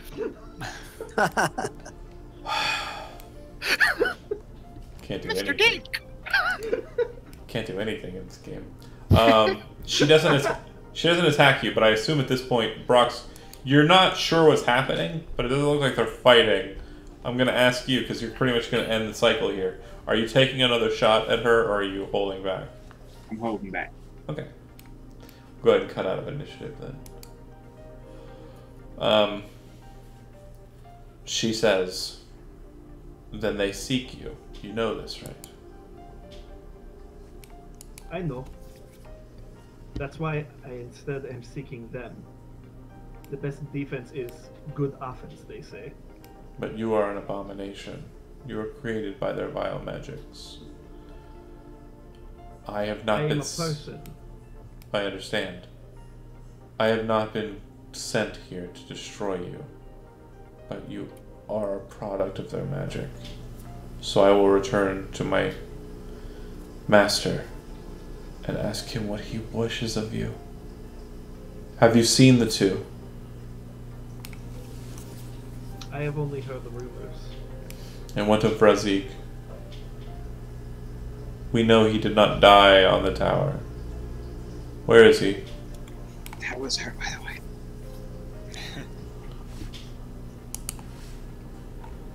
No, she knows. I know where he is. She knows she killed someone. She doesn't. Right. Now she doesn't think she killed the person she was supposed to. Alright, so the truth is, I do not know where he is. Because I specifically don't know where he is. I think he's somewhere in the sewers, but I don't know. She looks to you again and says, "Do your friends know?" You can ask them. Where is Razik? She says as she kind of lifts her sword up to a little bit more of a hostile position.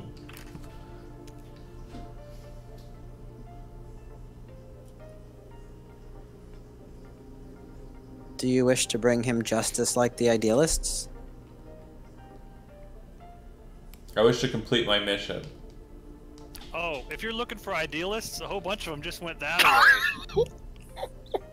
Where is Razik? I have no idea. Sarah, make a wisdom religion check.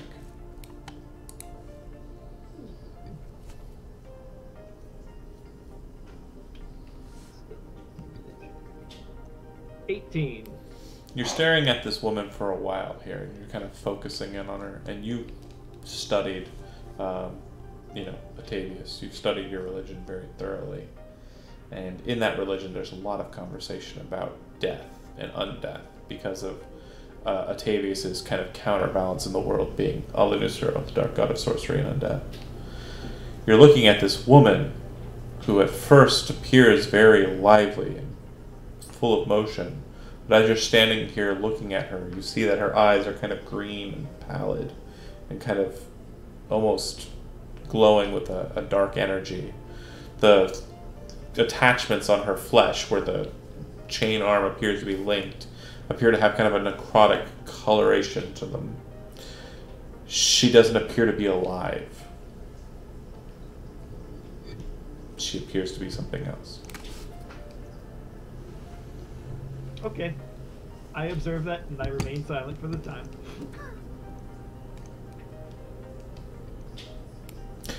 she says again, loudly, "Where is Razik?" Your guess is as good as mine, love. She kind of looks to Blades, then looks to Sayer. If you find Razik, you'll bring notice of his location, or you will bring him specifically back to the Magier's Tower. Do we have an understanding? Yes, if we find Razik, we will make sure that he is taken where he needs to be. And if you find Jason or his brother, either member of the Addams family, We will ensure that they are brought where they need to be also. Nice. good. She sheaths her sword. I got a question for you. A friend of mine. She starts walking away. Knew Sidney Wellenbach, and he was killed. Wellenbart, and he was killed. Why did that happen? She's well out of earshot by the She's time you walks finish out. the sentence. Damn it! I knew I should have interrupted your guys' conversation, just so I could ask that stupid question. I don't know. I'm thinking maybe we should have attacked her, guys. I am not sure. I don't think so. I mean, I'm sure if I used my insight ability, it would say, GTFO, you're gonna die. Yeah. Yeah, right. Even if we could take her, I do not think that that would be the last that we would see of her. Mm. So you think she's She did undead? not seem, well, she did not seem holy there. Ah. She seemed unholy there. I was about to make that joke. Nice. Nerds. Well, Well, now that the danger's passed, I gotta go to go run.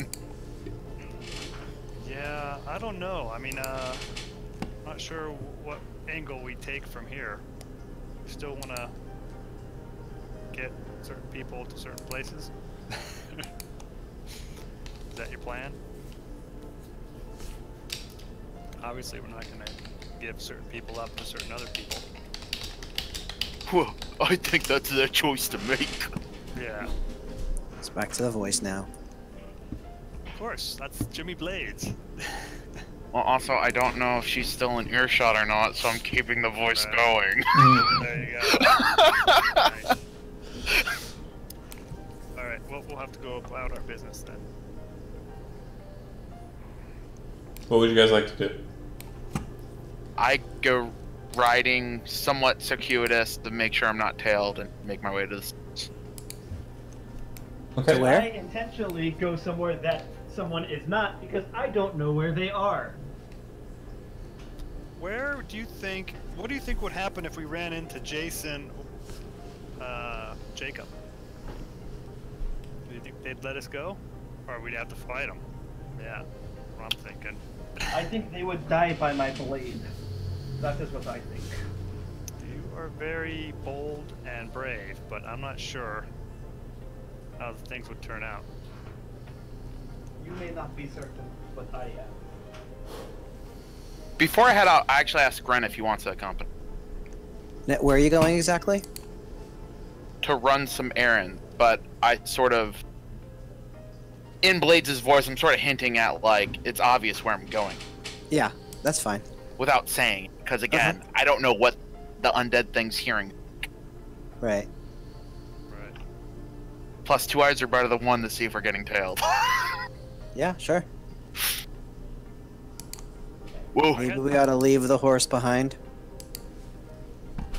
Oh no, I'm keeping the horse because it's fast.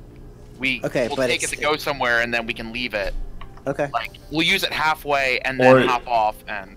Or you just disassemble it and put it in your bag. It's not like... I'm saying in Yeah. terms of being inconspicuous. Yeah, I'm just saying you don't have to leave your horse behind. You can always just rip it apart and put it in your bag. Right, well, I was thinking that, like, we could, like, basically go in a angled direction away from where we're actually trying to go, make sure we're not getting tailed, then as we're making our way back, then we can disassemble it and go more subtle. Gotcha. You make that happen. All right, I'm on the horse with you, right? No, you're off. You I kicked me off moved the you. horse? All right. I'll go hook up with Brox then. Sorry, Gilbert. Me and Ren got an errand to go run. Right. All right. And all right, I guess I'll go hang out with Brox. Want to get and, your fancy clothes probably dirty. Sarah. Okay, so I'm on my traveler's clothes now. I'm just gonna do this left to right. Andy, where is Ren going? And with He's who? going with 87, I guess, wherever that's To gonna Vrazik. Okay. be. Yeah. Tim, you're going to Vrazik. Just stealth in quietly as you can. Joe, where's Broxgar going? Just tag them. I mean, you see that they're kind of dispersing from their position, so you Yeah, kind I'm not following, obviously, the people who don't want to be followed, but I guess I'm hanging out with Gilbert and Sarah, sounds like. of... Okay. You meet back up with them. Gilbert, where's Gilbert going? Well, I don't have a lot of places to go, so I guess I'd hang out with Sarah and Brox. And I guess, I don't know, do you have somewhere you want to go, Sarah? We could accompany you there. He's a poet, didn't know it. Yeah. I think it is time that some of us go and get a good, strong drink. That's a great idea. Do you go to a nearby bar, or do you go to a bar that's close to where you live? I'm going to go to one of the bars close to where I live because they probably know me somewhat. Does anybody remember the name of that bar? Maybe. Something about I Ben. don't, but I bet you Sarah would because she lives. Yeah, I think I wrote it down and I read it earlier. Rend, something Rend. I'll look at it. Hang on a minute. Yeah, as I said, I don't, but Sarah lives there. Yeah, I no, think I was just she- making sure. Again, I'm trying to catch people who are taking notes. Yeah, that was me. But now there's so many. I have so many notes I can't even find stuff in them now. That's horrible, isn't it? I don't think I noted the bar because I never actually actively went. Anybody? I No. did not note the bar just because. The I was Rended doing Blade. Other things. I got Rend right. You did. I said it was something Rended It's, Blade. it's, I was it's, close. it's just Oh, not well. enough for inspiration, is all. I know. That's it. Next time I gotta put better notes together that are easier to follow. It's okay. That's my problem. So you head to the Rended Blade. When you get there, the barkeep that was there before isn't present. The old dwarf that was there isn't present. And it looks like the crowd is kind of filled out a bit as it's getting kind of mid-afternoony.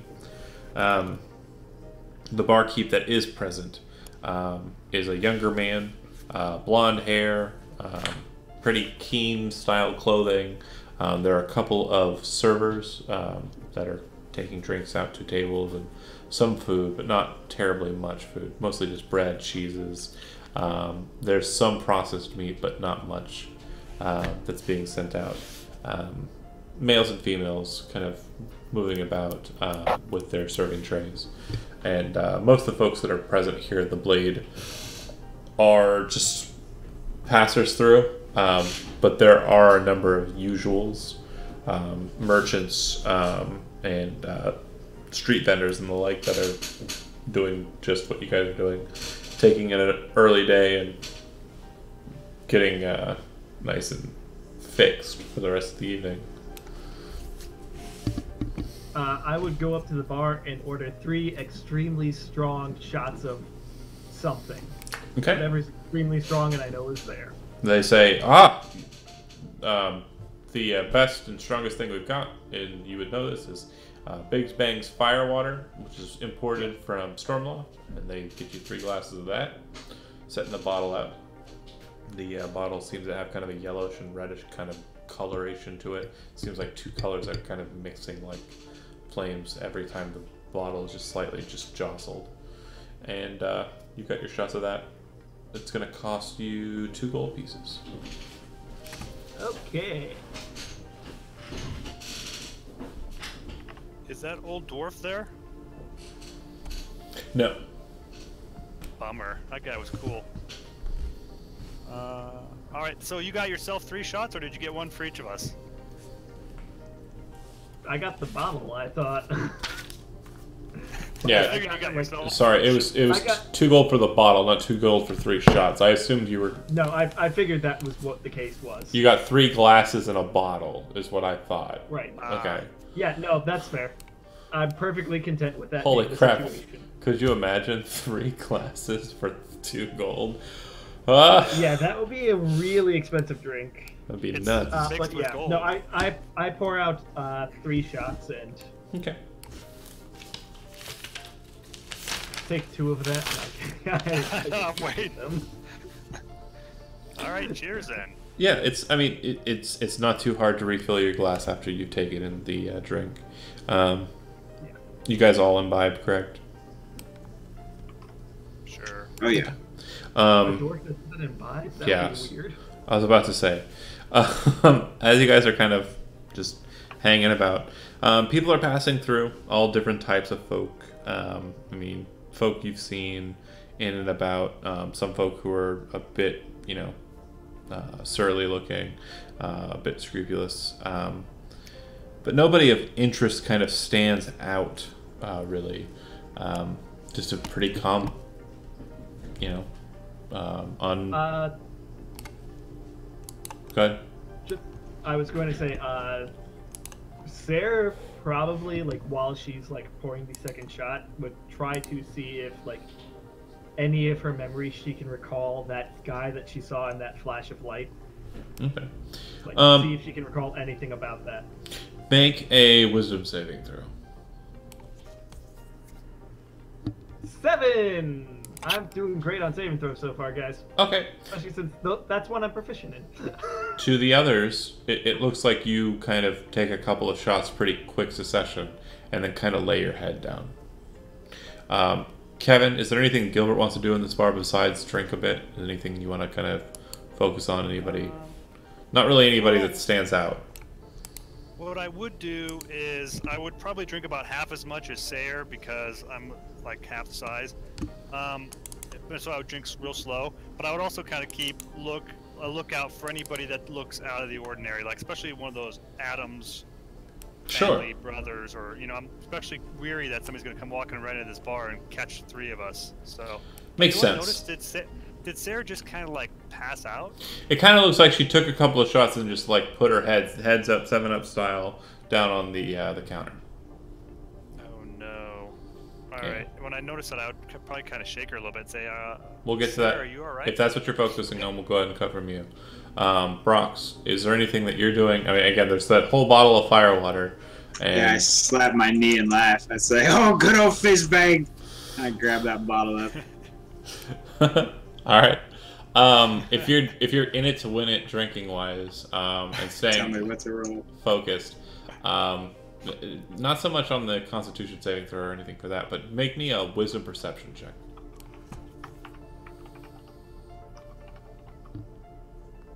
16. Not bad. In the back of the room, kind of like off in the shadows, very stridery. If you've watched Lord of the Rings,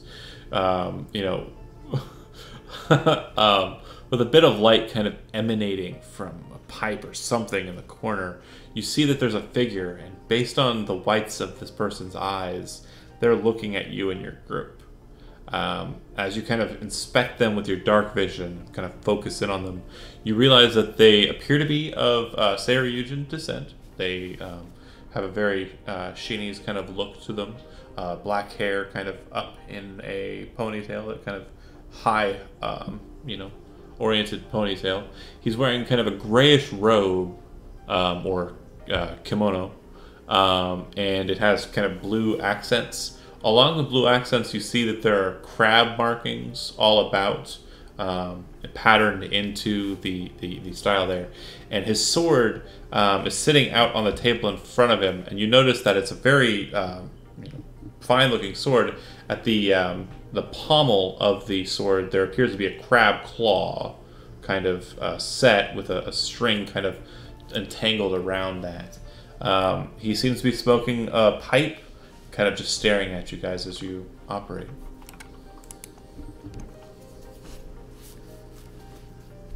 Well, I order him a drink. I have the barmaid send him over a shot of firewater. Okay, a young gentleman kind of comes over and takes the drink for you, or takes the order from you, and he walks over and places the drink down in front of the man. The man kind of looks over to you, reaches out in the shadows, kind of takes the glass and lifts it up, and kind of gestures towards the toast towards you, and throws it. Do the same. Throws it back. All right. I let Gilbert know since he's the only one conscious. I believe the creepy guy in the corner's watching us. The one I just ordered the drink for. We'll find out what he wants. All right. What should we do about Sayer here? Maybe draw on her face. Draw a mustache. Cut from there. You guys make your way south from Ren's office to the sewer access point that leads to where you last left Vrazik. Wow, that was a tongue twister. You enter into the sewers and head over to find that Vrazik is present. He very quickly puts on his mask, kind of covers himself up, and says, "You returned so quickly. Yeah, how can I help you? What are you doing? Are we ready to move?" The meeting, we need to set up the meeting to relay your response. If you go with them, they will take you to Netten, and there they will try to try you for crimes that they deem you have committed against magic users. Also, towards the tail end of the meeting, Biken showed up and did mention you by name. We, of course... I assume that's the proxy witch hunter that Kurgosler has been sending out to deal with his rivals. And tell me everything you know about that creature. Matt, you relayed the whole undead crap, right? I mean, I hinted at it rather strongly. Okay.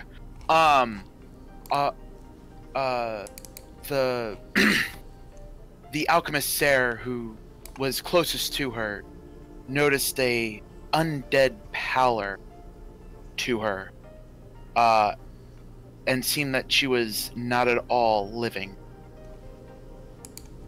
And you said the chain was kind of like almost attached to her body? Yeah, basically, like her shoulder, from the shoulder down, there's no arm. Instead, there's just a chain and claw. Okay, I mentioned that. I sort of anecdotal that it made me think of the flesh golems we fought earlier that day, and also mentioned the amulet that seemed. Did you mention anything about the amulet and what it did to your body / Esper, Matt? No, I did not mention any of that. Okay. I kept to myself. Real quick note, just for the other guys, I didn't get a chance to display it earlier, but I'll just give you that. That was the guy in the corner.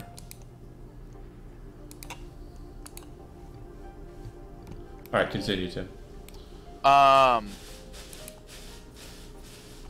So, I don't know. So to conclude our meeting, I simply relayed that I would have to deliver your response. I'm ready to go. The punishments that they can enact upon me will be a mercy compared to what the mage here will enact.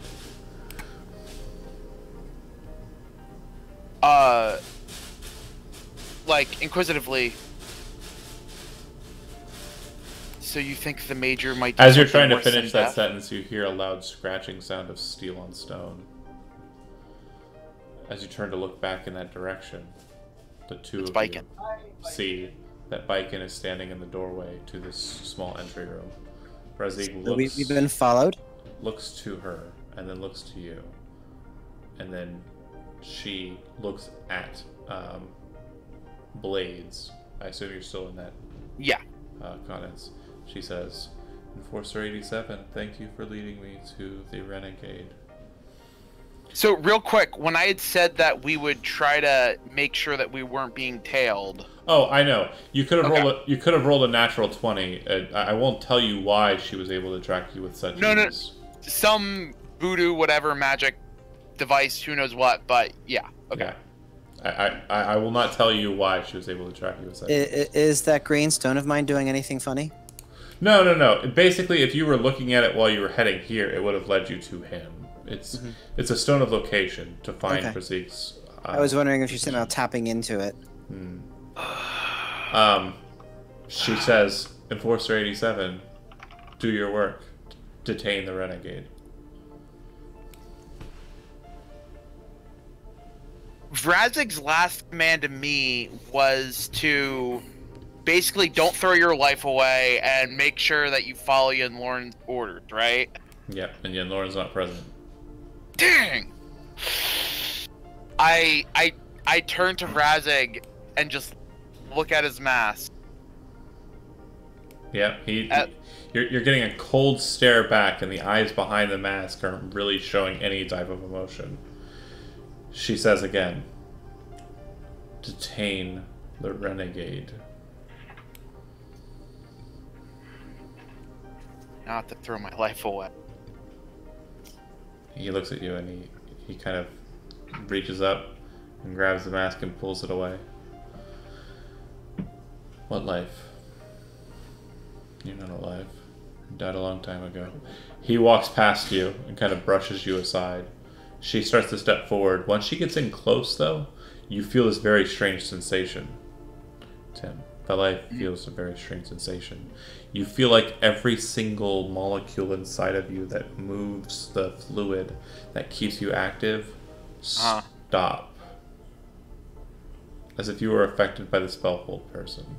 You just feel locked in place when you're close to her. She says... She looks to Ren, just kind of eyes him, like wondering if you're going to be a problem, and then looks back at Brazique. Ren doesn't do anything. He just watches. Renegade Mage, by the order of the Mage Year, you are to be executed. Last time this happened, I believe, it did not go as precisely as it will now. Brazique says, in response, do your worst. I tried to evade you. Unfortunately, I was betrayed by the thoughtlessness of my allies. He kind of rolls his eyes into his head and closes his eyes, just kind of shakes his head. As he's kind of giving into it, the claw descends out of her sleeve, rises up, slams into his chest, and kind of causes him to stir backwards.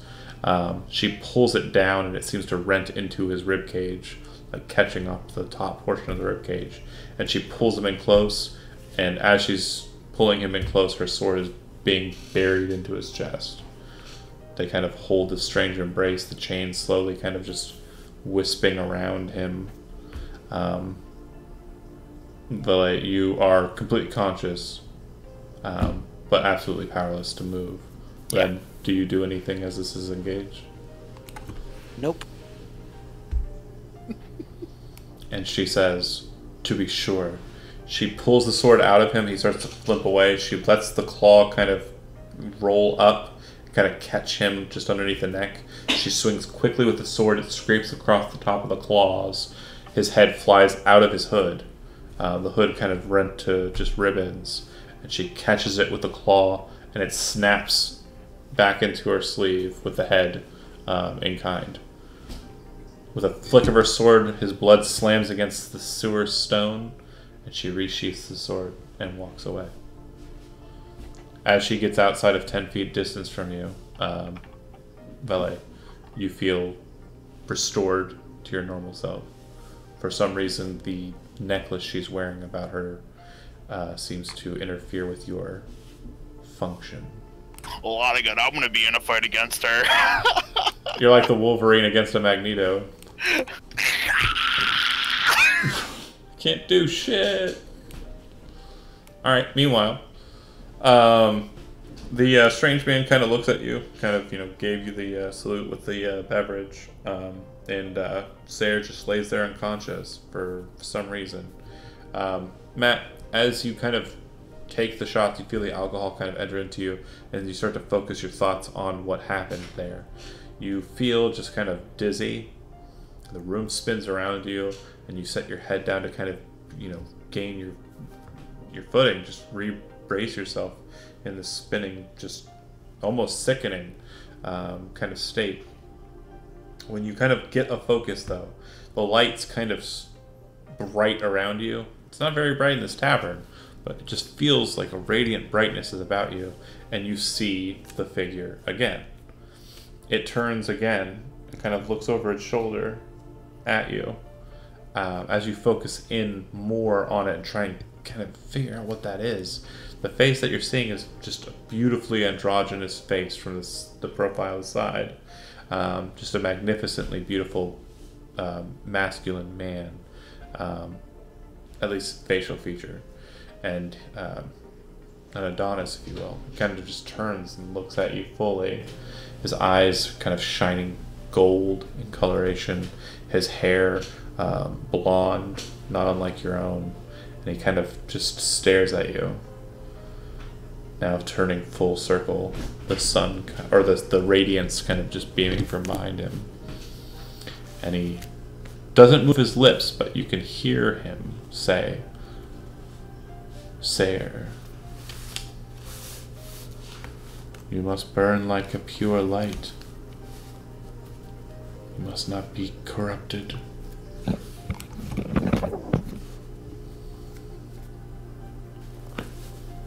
Doesn't really feel like a place to respond, to be sure, even as you're trying to think of something to say.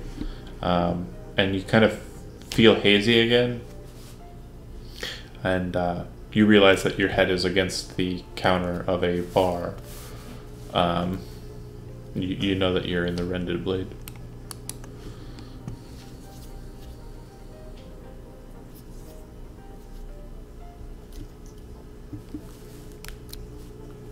You're muted. So, me? Oh, no, he is. Matt. No, I am. Cat probably stepped on the keyboard. That makes sense. What'd you say? Anyway, I mean, I would probably just sort of like lift my head up and just sort of like look around and get my bearings really quickly and. Okay. You're alright there, lass. You look over at Broxgar.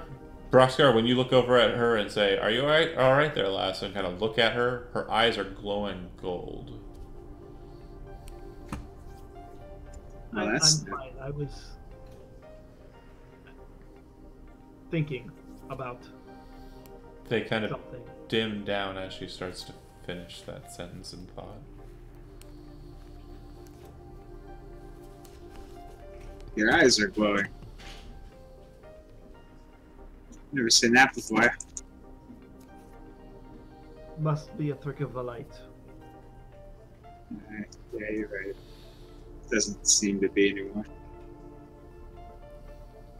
With that, fizz bangs, it's good stuff, huh? It's more of what I prefer as opposed to what my husband does.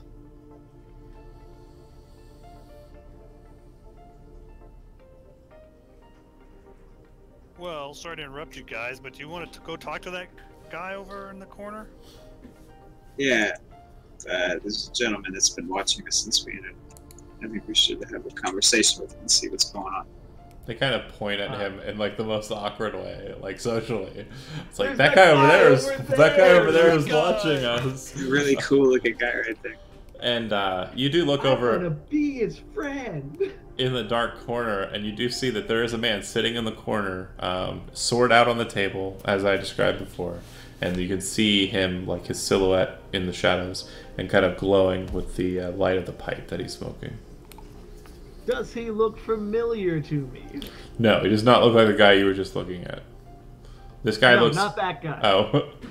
I'm wondering if he looks like one of 3 or 2 or however many cousins I know. This guy is of Saryujan descent, so he, isn't from like the east or he is from the east rather. He does have like the garb and accoutrement of the Seiyujin people. It looks like he's wearing a robe, which you know is called a kimono because you've dealt with the eastern border of Parnak. It looks like the weapon he has got on the table is not unlike your own in that it's a curved eastern blade, the katana. Yeah, he just looks like he's older and has seen some shit. Fine, let's see what it is he wants. Alright, let's go. So you all just walk over to his table and sit with him? Yeah, why not? Okay. Yep. And I get another bottle of fire water. I'll mark the 2 bowl off. I don't have to act. Sure, I go and sit down with him. I was wondering when you guys would come over. He kind of gives you like one of those.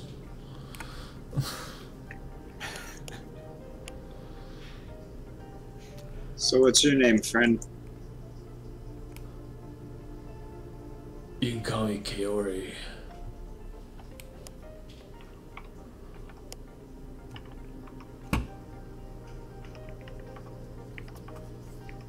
I love it, dude.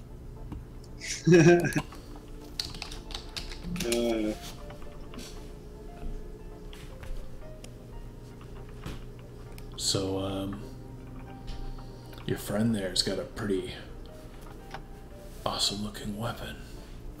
Do you know what you got there, little lady?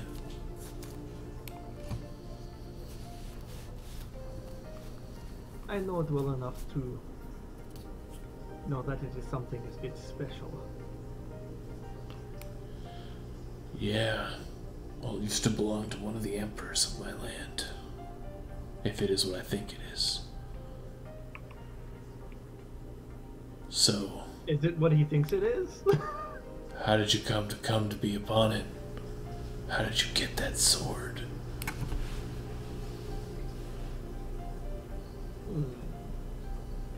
How did I get that sword? I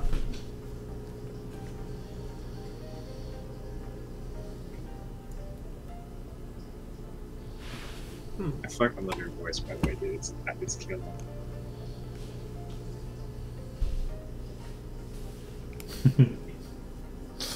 It was a gift. Oh yeah. Well, I'm gonna ask you this. Are you willing to come off of it? For coin? And you can hear him shake his sleeve and you can hear the rattle of gold inside. It is not for sale. How about by right of challenge? If that emblem on your shoulder means anything, so should what I just asked you.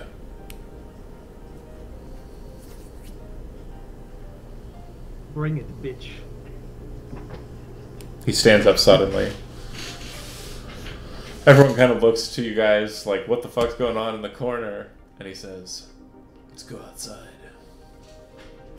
As a question, John, does any of that count as a short rest? No. Gilbert, could I get a top up? I'm kind of down 11 points. Or I thought you were gonna ask me to touch tips with you or something. No, this is an honorable duel. I don't want to. You want to whip the magic out? All right. I don't want to sully it with. All right. So how much how badly are you hurt? Just a little bit, right? As I said, 11 points down. All right. Well, I'm going to have to. I'll do this first. See how this works. I cast. I don't have Cure Wounds ready because I can only have so many. So I will do Healing Word. I'll do it at a level 2 because I'm nice like that. 9. So 2 That down. should be enough for right now. Yeah. That should be fine for right now. He goes outside. I mean, again, you don't have to follow him. But No, I'm going to follow. I've committed to this now. okay. And I've insulted him by calling him a bitch, so He basically stands there. It looks like he's kind of positioning his sword in his his sash that he has around his waist. And then he kind of rescinds his hands back into his sleeves, kind of just causing his sleeves to kind of billow off to the side. You see his hand kind of come up out of his robe and start to stroke his chin, much like the picture you're seeing. And then he reaches up and grabs his pipe and kind of puts it back into his robe. Then you see that his arms are inside of his sleeves, but he hasn't extended his hands out of them. And he says, "Rights of the challenged. I challenged you. So how do you want to do this?" Just to check in, rights of the challenge. He's basically just sort of like ask me to basically do some sort of duel, right? So yeah, being in Balin's watch and dealing with contests between the eastern border of Parnak and the western border of Seriu, you would know that Seriujan honor basically dictates that if someone challenges someone to some sort of contest, the person who is challenged to the contest is the one who decides what the contest will be. So he's saying, rights of the challenged. How do you want to do this? How do you want to engage to find who's the better?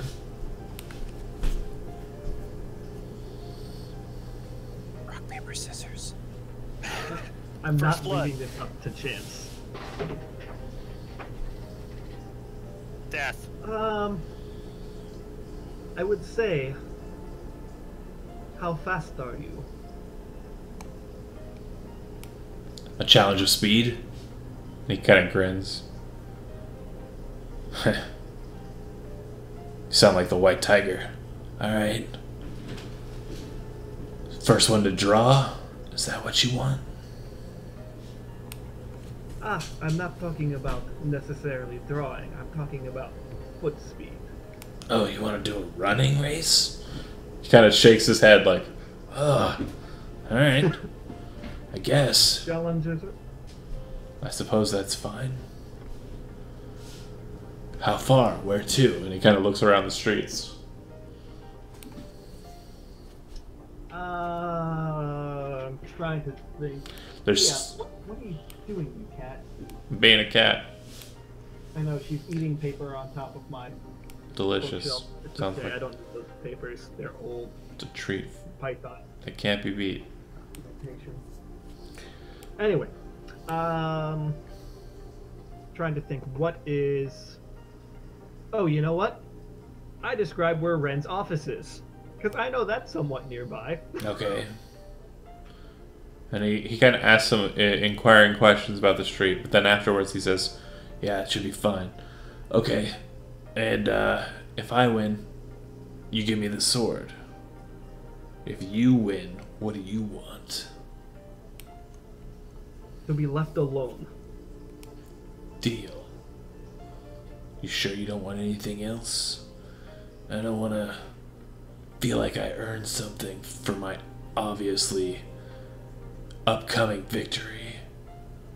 If I didn't feel like there was something on the line. Do you have anything on you that is worthwhile? I'm worthwhile, baby. Oh boy. Yeah, I'm sure that you are. How about I take your sword? Seems Alright. like fair. Sounds good.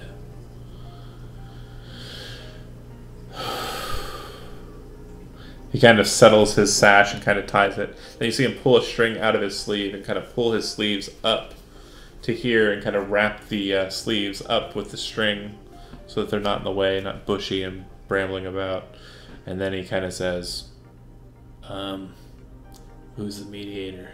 He looks over to Brox. You know how to use that boomstick? Oh yeah. Alright, sound us off when you're ready then. Alright, runners, are you ready?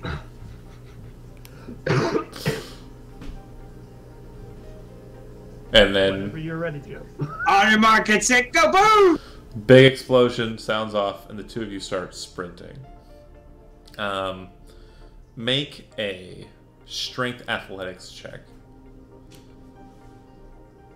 18. Very quickly, you identify that you are able to keep pace well ahead of him. Very quickly, you move out in front of him. as you're starting to kind of gain on him in the first, 100 or so feet, make a Constitution saving throw. Gonna barf. Good. 17. He manages to catch up to you, but he's a foot or so behind you, just behind you, and it gets to a point where it feels like it's relatively close. But by the end of the few minutes that it takes to get to the place, you're just barely in the lead, but well enough that he identifies you as the victor. You see him kind of stop and kind of place his hand against the wall of the building nearby. Okay. You're fast, lady. And well played on the challenge. He pulls the sword out of his sash and kind of reaches over to hand it to you and says, "Wait. I've got to know. Is it really the sword? Show me its blade. Draw it." I wouldn't draw it all the way. I would pull it out so that it's still slightly within the sheath, but enough so that he can actually see. It oscillates in color and seems to glow at showing, especially since, well, actually the other two didn't keep up or run after you, but it seems to have a bit of a shine to it, despite nobody with an Esper edge besides you being present. And he looks to it and says, "It was worth it. I wasn't upfront with you at first," he says as he hands you the sword. "My name's not Kaori.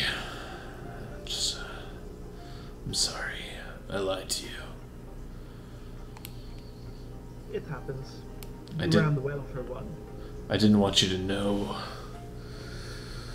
until after I defeated you, but you bested me, so I have to tell you. My name is Kenji Hattori, and I'm the greatest duelist in all the lands. You've bested me. Struggle hard to be as great as I am." And he walks away from you, defeated. Well, he was a bit full of himself. Or, well, that just happened.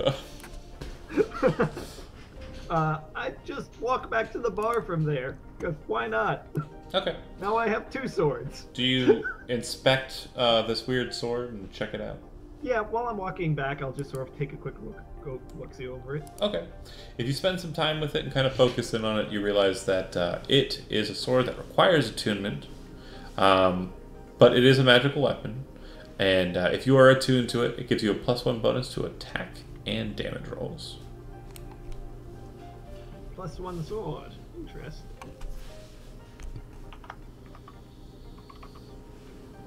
That is correct. The Sword of Kenji Hattori.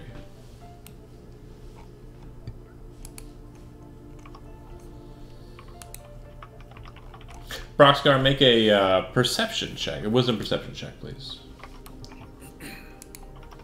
Got a 10. You don't know where he went to after he left you guys. It's almost like he disappeared. Very strange. John, is this a long sword or a short sword? Longsword. Okay.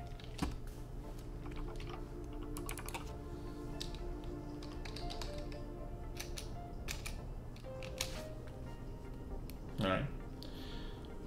Anybody want to do anything else?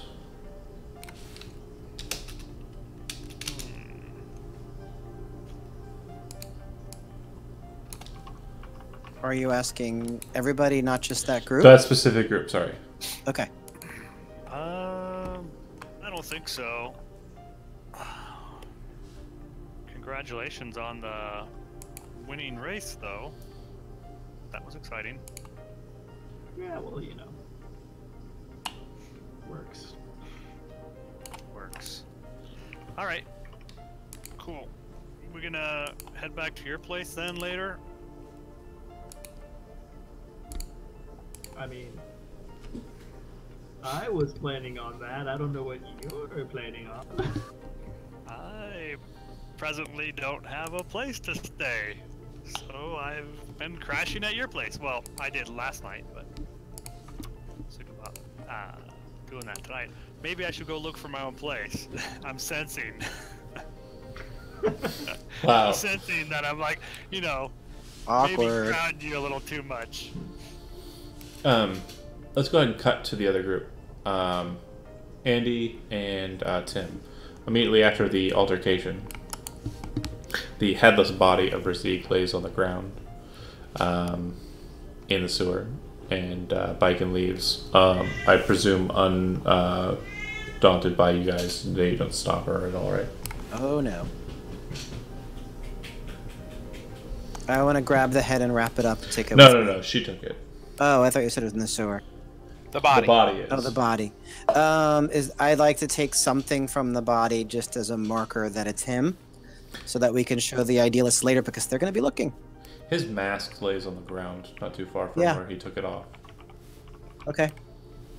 The thing you would have noticed too, again, you've never seen Razik's face until that last moment. When he peeled the mask off, you did realize that underneath the mask, and this is something Ballet has known, is that he has a half-orc. Okay. The shame. Yeah. Just not someone you'd expect. I mean, like, again, Right.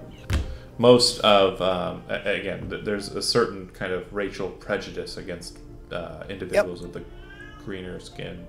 I mean, there's allowed in the city. It's not like true D&D where they're outright butchered out in the fields, but they're still kind of, unfortunately, regarded as lowly. So, Ren would turn to Villette and say, so now you've directly disobeyed an order about the Maegir, right?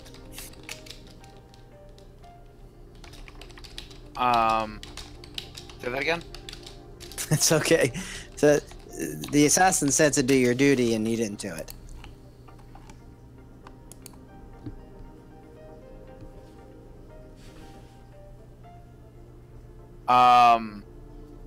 I don't think Follette responds. I think Follette just goes and actually gathers the body and sort of wraps it up to maybe, I don't know.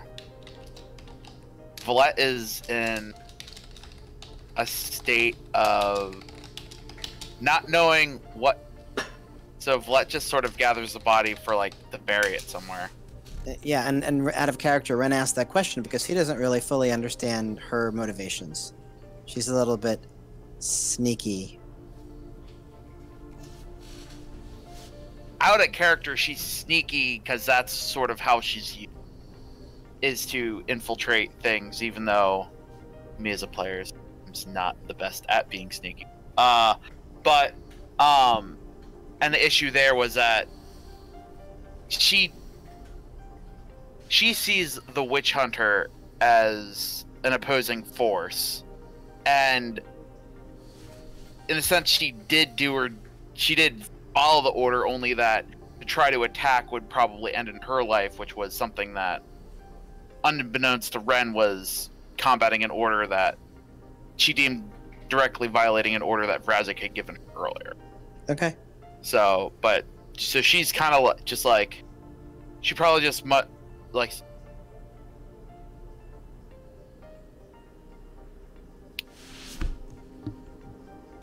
Okay. body. The least I could do for give. You're coming in really light, Tim. Oh, sorry. I forget what the first thing I said, but basically the least I can do is give him a burial. Okay. As she gathers the body and prepares to. Sure. As you're Not kind even of knowing where to go, but as you're kind of like peeling Frizzig's body off the ground, and getting him set, you got the mask, and then something kind of like falls out of his stuff. It does appear to be a book of some sort. I collect the book. Okay. If you quickly inspect it, if you're trained in Arcana, you'd immediately identify that it is a spell book. I'm not trained in Arcana, but I shall hold on to it anyway and relay it to my new current order Sure. giver, who will probably be very happy.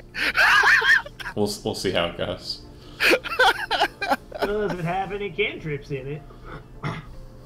See how it goes. But yeah, pretty sweet looking spellbook. Okay.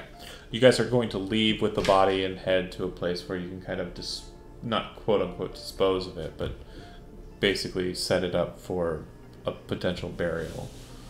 Is that Yeah. right? Yep. Okay. So you're leaving it with the Avarian Temple, pretty much. Is the best bet you're going to get on that, because there isn't really much ground to bury someone in the city. But the Avarian Temple does have a lot that would allow for that. Okay. And then the other group, after Foot Race 2020 goes off without a hitch, and the acquisition of the Cool Sword, what are you guys doing? You got to continue drinking or head back to home? Oh, my plan was that didn't someone get a second bottle? Yeah, someone did. Yeah, Brock's did. Yeah, sure. Let's finish that and then go home. Okay. All three of you make a Constitution saving throw. Woohoo! It's getting fun now. We're gonna get sloppy drunk. 2! I critically failed! I critically Woohoo! succeeded. Nice. You're a dwarf. You're supposed to. You guys are carrying someone home tonight.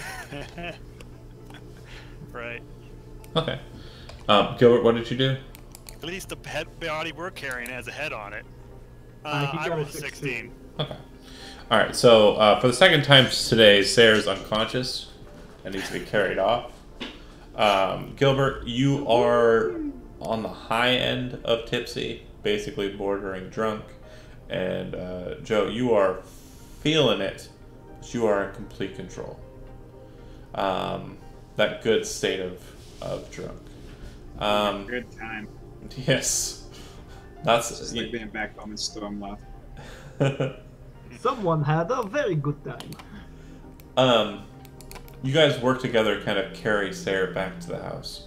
Being in this unconscious state, Sayre, you have a dream in this blacked out state. The figure, as mentioned before, is present again, kind of looking to you. And once it turns full circle around and it faces you, you start to see more identifying features of its figure. It appears to have wings on its back. The wings in question appear to be ethereal, but feathered and kind of a white radiant color that seems to blur into the yellowish radiance that beams around him in these visions. And once he's fully, facing you, you see too that in his left hand he is holding a sword, but when you look closely at the sword to try and kind of focus on it in this dream state, you see that his hand is just covered with blood, and there's blood all over the hilt of the weapon and kind of going down the length of the weapon, and the radiant fire that seems to be burning from the blade seems to be fueled by the blood in question. As you kind of focus in on this, you feel this heat kind of like rising up from you. And that's where Brox drops you, and you start throwing up all over the cobblestone, just vomiting uncontrollably. As you guys watch, you see that she's throwing up very violently. What would you like to do? I would like to continue throwing up. Nailed it. Hold her hair. Question mark. Hold her hair, okay. Gilbert? It does look like a very violent reaction to what's going on here. In fact, you're trained in medicine or no? I'm not trained in medicine, but I could cast Bless on her. I think I would, because that should hopefully help her fight any, bad things are going on, like if she has food poisoning or Okay. whatever. Like maybe this is Like- like a side effect of the race. Like many of our ancestors and a few of the people still today, you yield to religion over proper medicine, and Right, I don't actually have medicine. That's a problem. grant her a blessing, and she, in throwing up, will Blessing of them. make another Constitution saving throw. Please fail. To again. bless. 16. And roll a d4. Well, plus a d4, right? Yeah, you're gonna kick butt. 16 plus 1. 1. Hey, I was right. Not- Called it. Okay. Not much of a help. Grant, I had 25% chance. She stops throwing up, and you can see that the spittle that's kind of dripping from her lips isn't just like phlegm, vomit, stomach acid. There does appear to be a bit of blood kind of running from her lips, making her lips crimson in color. As the blood hits the stone, though, you can see that it starts to kind of glow and kind of burn into the stone. Oh boy, what the heck is this? Have you ever seen something like this, Brox? Never. Sarah, in your drunken state, like in your just viciously drunken state, you're It's not. you're focused. You're focusing like on trying to make sure that you're not embarrassed by this whole activity, and you're not able to cognitively realize that this is absolutely hilariously embarrassing.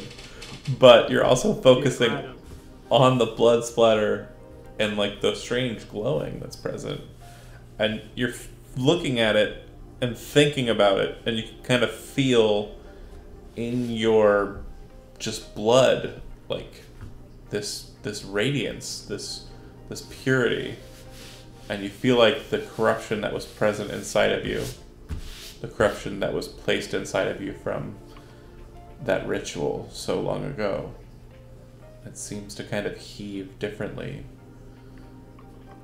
You look up towards the others, and you can feel this pulsing radiance inside of you. And the other thing you can feel is every ounce of the alcohol inside of you burn out of your veins immediately. Completely stone cold sober.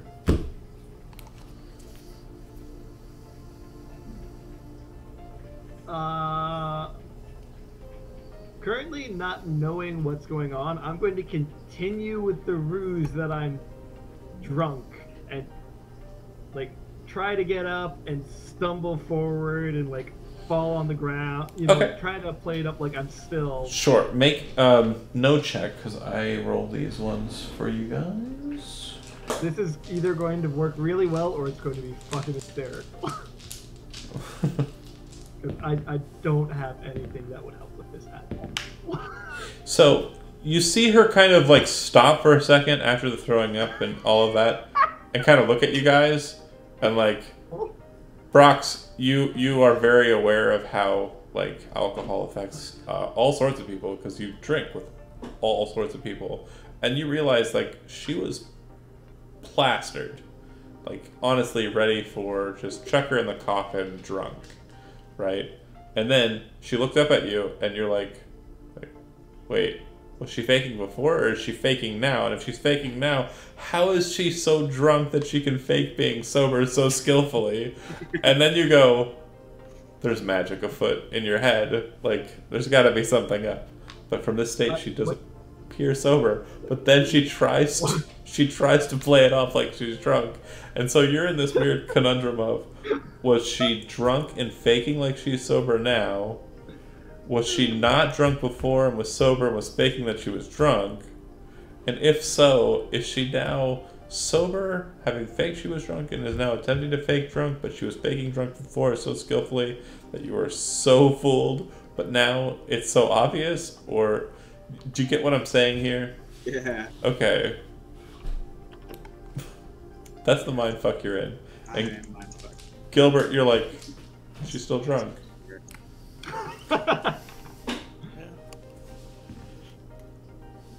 Well, bless Dim that she's not still puking though. Right.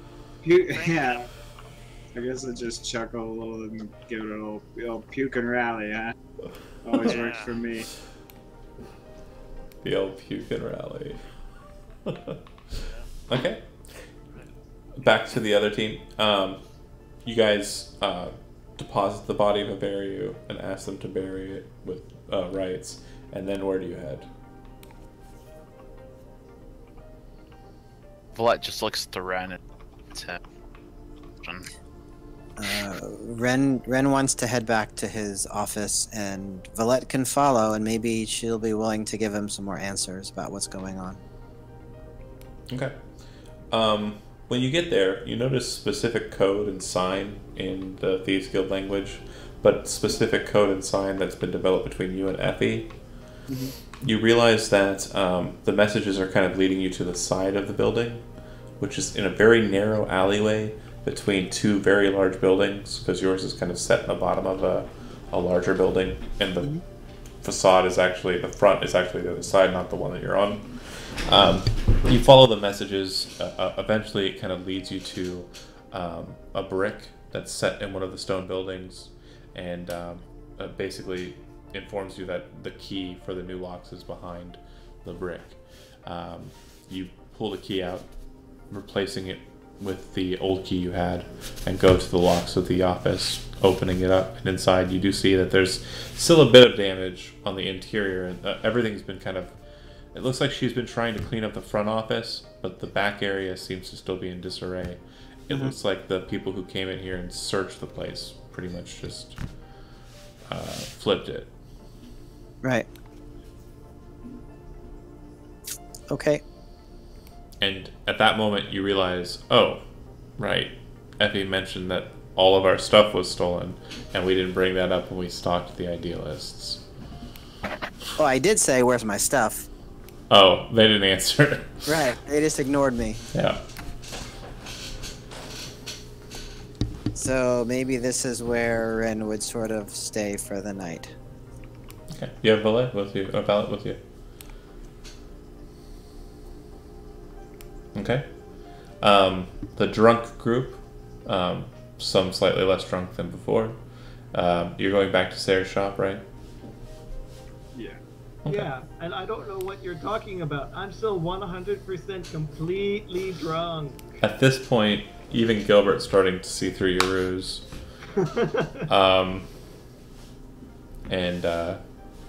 Yeah, she seems stone cold sober now for some reason. Like, she just got past it. See, I've never seen such a trick. You were gone off your ass just a few minutes ago, now look at you fine. I have a strong metabolism. I'd say. For sure.